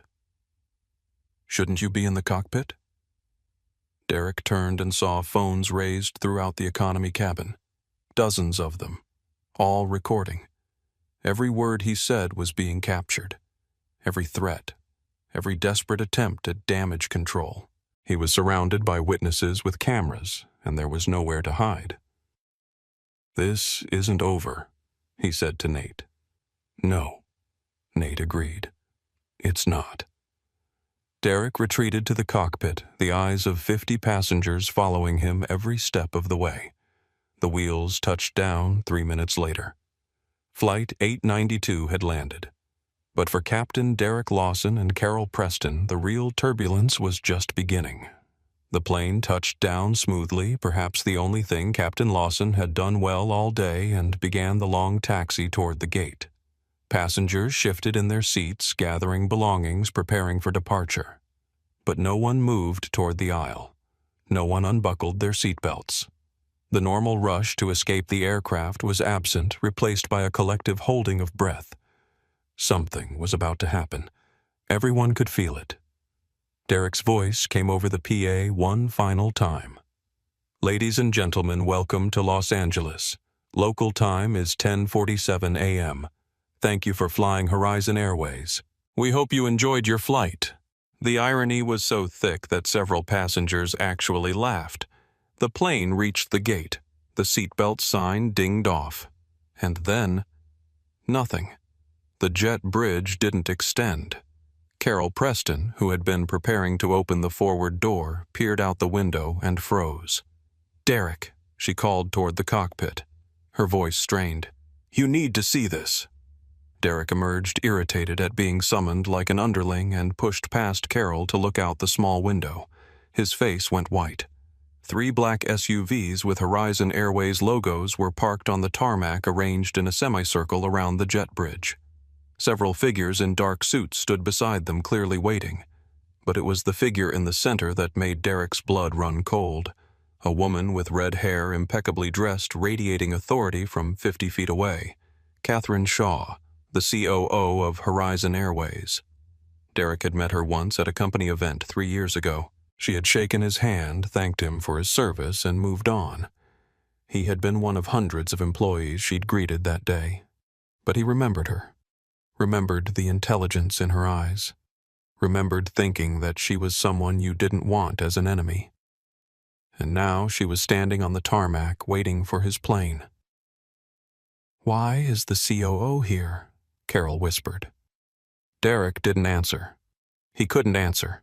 His mind was racing through possibilities, each one worse than the last. Maybe it was unrelated. Maybe there was an emergency. Maybe she was meeting a VIP passenger in first class. But deep down in the part of him that had felt something wrong since the man in the hoodie had looked at him with those calm, knowing eyes, Derek knew. This was about him. This was about what he'd done. And there was no union, no seniority, no 27 years of service that could save him from what was coming. The jet bridge finally extended, but the door didn't open for passengers. It opened for Catherine Shaw. She stepped onto the aircraft with the confidence of someone who owned every inch of it, which, in a sense, she did. Behind her came Robert Fields Horizon's HR director, carrying a tablet and wearing an expression that suggested he had been pulled from something important and was not happy about it. 2 security officers from airport operations followed their presence, making the situation feel official and final. Carol Preston stood by the galley trying to project calm authority and failing completely. Her hands were shaking. Her makeup was smudged. She looked like a woman who had just realized that everything she'd taken for granted was about to be stripped away. "Ladies and gentlemen," Catherine announced, her voice carrying clearly through the cabin. "Thank you for your patience. Please remain seated for just a few more minutes. This won't take long." Derek emerged from the cockpit, adjusting his uniform jacket in a futile attempt to look composed. "Catherine, what's going on? Why is HR here?" Catherine didn't even look at him. "Captain Lawson, please step aside. I don't understand what—" "You will. Very shortly." She walked past him through first class, through business into economy. Every passenger watched. Every phone was recording. Every breath was held. She stopped at row 31. "Mr. Crawford." Her voice was formal, respectful. "Are you all right, sir?" The name landed like a bomb. Crawford. For a moment, the cabin was absolutely silent. Then the whispers started building like a wave. "Crawford. Did she say Crawford? That's the—" "Oh my God." Derek staggered backward, his hand reaching for the nearest seat to steady himself. Crawford. Nathaniel Crawford. The founder of Horizon Airways. The man whose signature was on every paycheck Derek had ever received. The man who owned the planes, the routes, the company, everything. The man Derek had told to sit down, shut up, and know his place. The man Derek had poured coffee on. "No," Derek whispered. "No, no, no." Nate stood up. He removed his baseball cap, letting his face be fully visible for the first time. And then he stepped into the aisle, coffee-stained jeans and all. The reveal was complete. Sophia Ramirez had her phone up, instantly capturing the moment, her whisper shout audible to the entire cabin. "Oh my God! Oh my God!" She called him Mr. Crawford. "That's Nathaniel Crawford, the owner of Horizon Airways. The guy in the hoodie owns this airline." Her chat exploded. Her viewer count spiked. Across the world, thousands of people watched the moment everything changed. Jason's mouth was hanging open. You're... Mrs. Collins clasped her hands together. "Praise God." Dr. Palmer allowed herself a small, satisfied smile.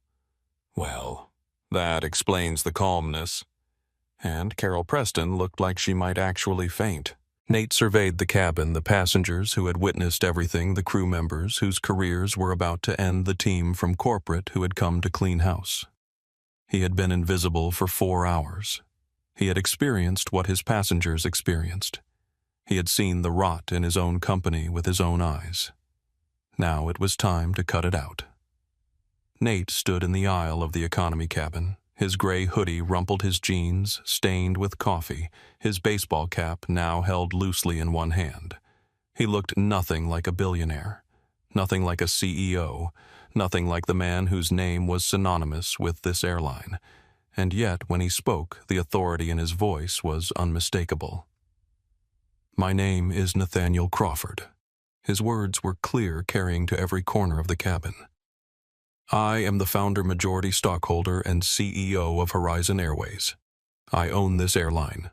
I own this plane. And for the past 4 hours, I've been sitting in seat 31B, watching exactly how my company treats the people who can't fight back. The silence that followed was absolute. Even the children were quiet, sensing that something important was happening.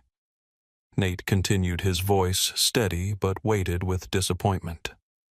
I've spent the last 6 months reading complaints about this crew, about the Chicago base, about a culture of cruelty disguised as customer service, about employees who felt they were untouchable, protected by seniority and union contracts, and the assumption that no one important would ever see what they really did. He paused, letting the words sink in. I didn't want to believe it. I built this airline on the principle that every passenger deserves dignity, every customer deserves respect, every person who boards our planes should feel welcomed, not tolerated.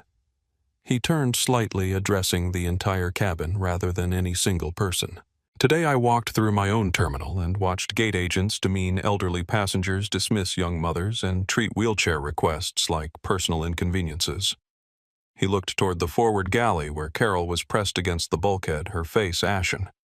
I sat in this cabin and watched a senior flight attendant spray air freshener at a passenger at ME because of what I was wearing, because of how I looked, because she had decided in the first moment she saw me that I didn't belong.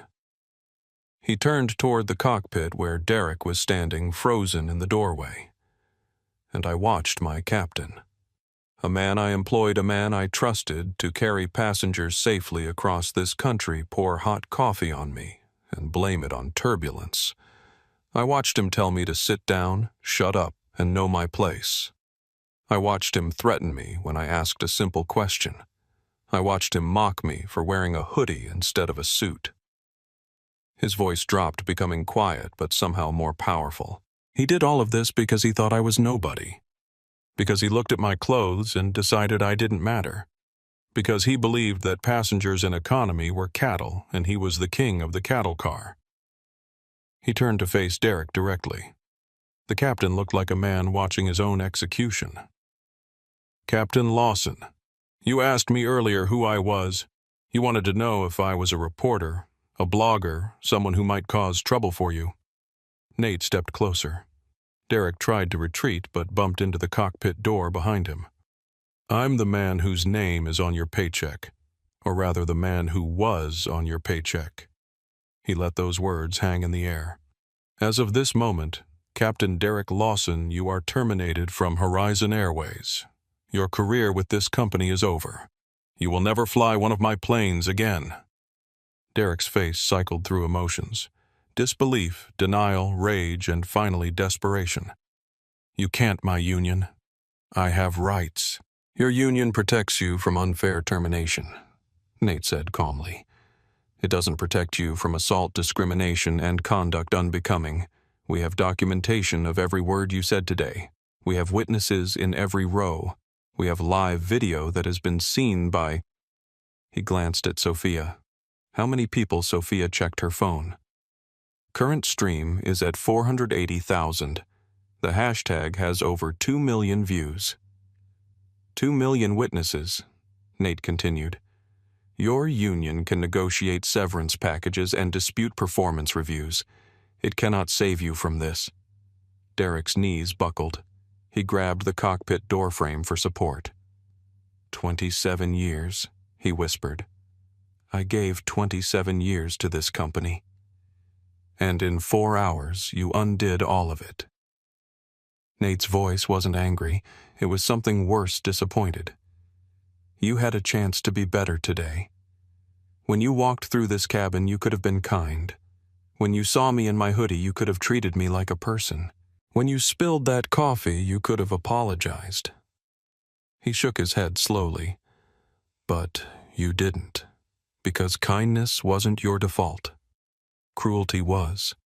And that's not something I can train out of you or coach away. That's who you are. And it's not who I want representing my airline. Carol Preston was first. She had been edging toward the rear of the plane as if she could somehow escape through the aft galley and disappear into the airport. But there was nowhere to go. Security officers blocked every exit. "Ms. Preston."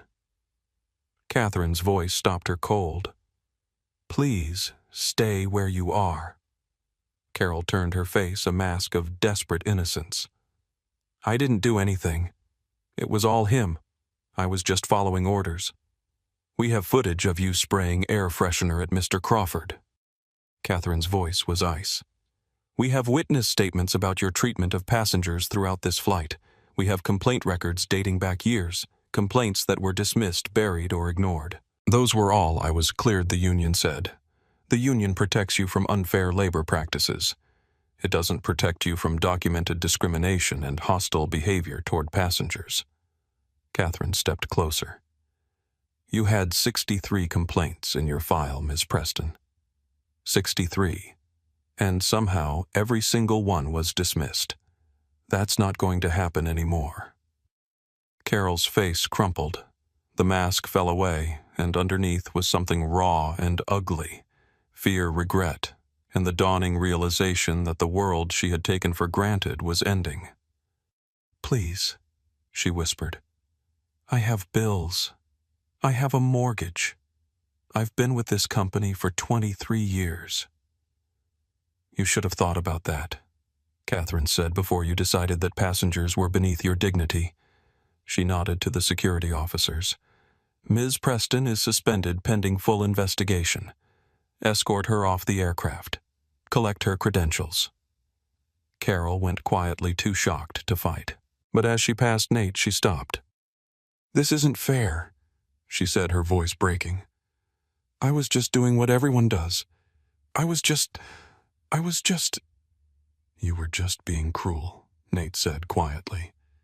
"And you were counting on nobody important ever seeing it." She had no response to that. The security officers guided her toward the jet bridge, her sobs echoing through the cabin until she was gone. Next came First Officer Brian Foster. He emerged from the cockpit with his hat in his hands, his face pale, looking like a man awaiting sentencing. "Mr. Crawford, sir. I should have said something. I saw what was happening. I heard the things Derek said. And you didn't speak up." Nate finished for him. "You didn't intervene. You didn't protect the passengers who were being mistreated." "No, sir, I didn't." Why not? Brian's eyes dropped to the floor. "Because Derek is senior. Because I was afraid. Because I thought if I said anything, he'd make my life hell. He's done it to other first officers who crossed him. They got transferred to the worst routes, given the worst schedules until they quit. So you stayed silent." "Yes, sir." Nate studied him for a long moment. There was genuine remorse in Brian's face, genuine shame. This wasn't the defiance of Derek or the desperation of Carol. This was something else, the sick recognition of someone who had failed a moral test and knew it. "Mr. Foster," Catherine said, "you'll need to give a full statement about everything you witnessed, everything you knew about Captain Lawson's behavior, everything that was covered up or ignored." "Yes, ma'am. I'll tell you everything. And then we'll discuss your future with this company." "Am I fired?" Nate answered before Catherine could. "That depends on what you tell us, and on what you do next. Silence made you complicit. Speech might be the beginning of redemption." Brian nodded, unable to meet Nate's eyes. The security officer led him away, but gently. This wasn't an arrest, just a separation. And then there was Derek. He had been standing in the cockpit doorway throughout the other dismissals, watching his co-pilot led away, watching Carol sob her way off the plane, watching his world collapse around him. Now he stepped forward, and something had changed in his face. The fear was gone, replaced by something harder, bitter, defiant. "This is a setup," he announced loudly enough for the cabin to hear. "A kangaroo court. You're just going to fire me after 27 years of perfect flying. Not one incident on my record. Your record, Catherine said, contains 47 customer complaints that your union representatives successfully had dismissed. 47 instances where passengers reported discrimination threats and abuse of authority. Every single one was buried. Because they were lies, passengers lie all the time. They make things up to get free tickets. 47 lies. Nate stepped forward. From 47 different passengers over 15 years, all of them coordinated to target you specifically. Derek's jaw tightened. You're not going to win this. I'm calling my union rep. I'm calling my lawyer. I have rights. I have protections. You have the right to legal representation, Catherine confirmed. Robert will provide you with the contact information for our HR department. You can have your union representative present for any interviews. Interviews? Derek laughed bitterly. You're going to interview me. After publicly humiliating me in front of the entire plane. You humiliated yourself, Nate said quietly. I just gave you the opportunity to do it in front of witnesses. Something snapped in Derek. His face contorted with rage, and for a moment it looked like he might actually swing at Nate. The security officer stepped forward, hand ready. Captain, the officer said firmly, please don't make this worse. Derek looked at the officer. He looked at Catherine. He looked at the dozens of phones still recording the hundreds of thousands of people watching the complete and total destruction of everything he had built over 27 years. The fight went out of him. You'll regret this, he said to Nate, but there was no conviction in it. Just the empty threat of a beaten man. I regret a lot of things today, Nate replied, but this isn't one of them. Derek reached into his breast pocket and pulled out his company ID. The card that had given him access to cockpit's crew rooms, the inner workings of an airline he had once loved. He didn't hand it to Catherine. He threw it on the floor of the jet bridge. This company is a joke, he spat. Nate bent down and picked up the ID. He looked at Derek's photo, younger smiling, full of the promise that 27 years had corrupted into arrogance. It was, Nate said quietly, when men like you were in charge. But now it's a company in recovery, and the first step of recovery is removing the disease.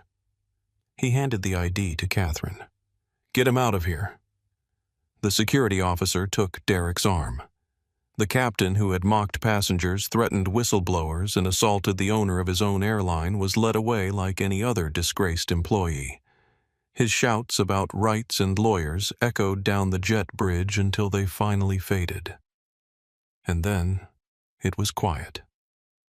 Nate turned to face the passengers who had witnessed everything. Mrs. Collins was crying quietly, tears streaming down her face. Jason looked stunned, overwhelmed, like he'd just watched a movie come to life.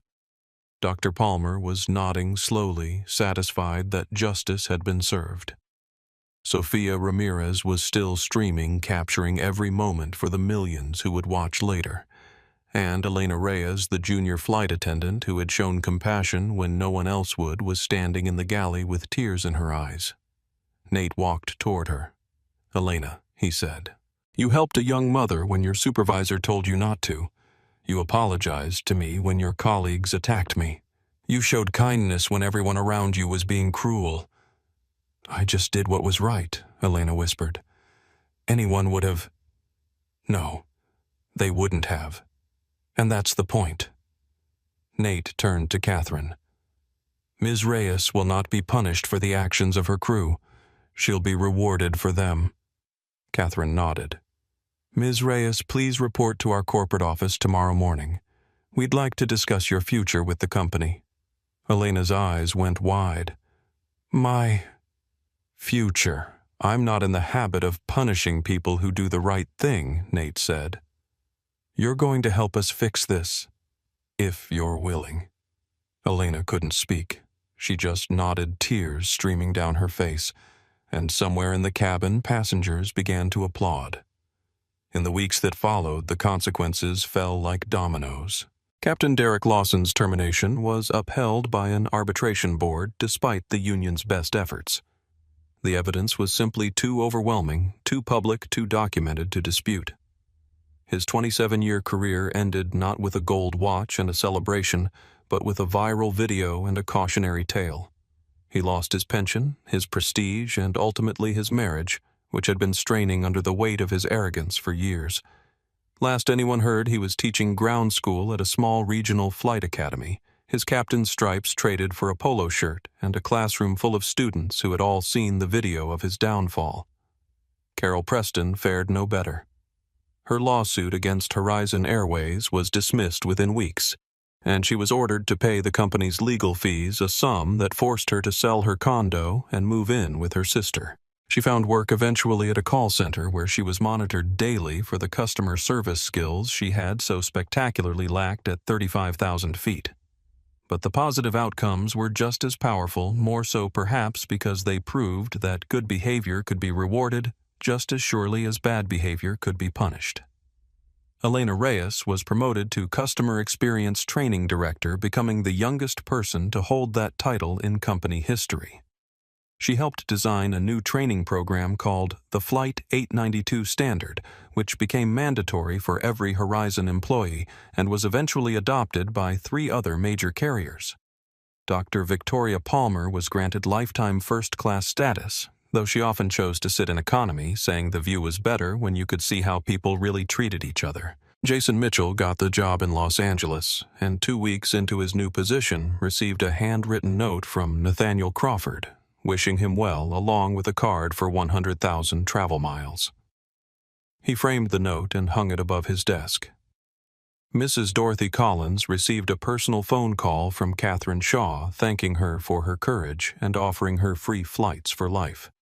She donated the miles to her church's youth group and said the real reward was watching bullies held accountable. Sofia Ramirez's live stream became the most watched airline-related video of the year, eventually accumulating over 87 million views across all platforms. She was invited to speak at aviation conferences, featured in documentaries about passenger rights, and credited with helping launch a new era of accountability in commercial air travel. But when asked about her proudest moment, she always said it was the same watching a man in a coffee-stained hoodie prove that true power doesn't need a uniform. The hashtag Flight 892 became shorthand for accountability, and Horizon Airways' customer satisfaction scores rose 52% within 6 months, not because of better marketing or fancier amenities, but because of genuine fundamental change in how they treated every single passenger who trusted them with their journey. 6 months after Flight 892, Nathaniel Crawford stood before a room of 600 Horizon Airways employees at the company's annual leadership summit. The auditorium was full. Pilots, flight attendants, gate agents, ground crew executives, everyone. They had all heard the story. They had all seen the video. They had all felt the ripples of change that had spread through the company in the months since that fateful flight. Nate stepped up to the podium, still dressed simply. Dark jeans, a blue button-down shirt, no tie. He looked out at the faces watching him and smiled slightly. "I want to tell you a story," he said, "about a man in a hoodie who boarded a plane." The room fell silent. That man was told he didn't belong. He was sprayed with air freshener like he smelled wrong. He had coffee poured on him. He was told to sit down, shut up, and know his place. He paused, letting the words settle. And every single one of those things has happened to other passengers on other flights. People who weren't CEOs. People who couldn't fire anyone. People who went home feeling small, feeling less than feeling like they didn't deserve to be treated with basic dignity. He looked across the room, making eye contact with individuals, connecting with them. That's the real tragedy of what happened on Flight 892. Not what happened to me. I had power, even if no one knew it. The real tragedy is all the people it happened to before who had no power at all. The elderly couple who got turned away at the gate, the young mother who was told to figure it out herself, The nervous first-time flyer who watched someone get humiliated and wondered if he would be next. His voice dropped, becoming more intimate. I built this airline because I believe travel should lift people up, not tear them down. I believe that for a few hours at 35,000 feet, we have the opportunity to show people the best of humanity or the worst. We can make someone's journey easier, or we can make it harder. We can treat them like honored guests, or we can treat them like cargo. He straightened slightly. The people on Flight 892 weren't cargo. They were teachers and doctors and young professionals and grandparents and children. They were people with stories, with hopes, with fears, and they deserved better than what we gave them. He swept his gaze across the auditorium. So here's what I ask of you. When you're tired, and I know you get tired, remember that the passenger in front of you is tired too. When you're frustrated, and I know you get frustrated, remember that the passenger you're talking to is also frustrated. And when you're tempted to judge someone by what they're wearing or where they're sitting or how much they paid for their ticket, don't. He smiled. Because you never know who's sitting in that seat. Maybe it's a billionaire testing his own company, or maybe it's just a regular person trying to get home to their family. Either way, they deserve respect. Either way, they deserve kindness. Either way, they're trusting us with something precious. Their time, their safety, their journey. He leaned slightly on the podium. I didn't set out to become a viral video. I didn't plan to fire anyone that day. I just wanted to see what my customers see. I wanted to feel what they feel.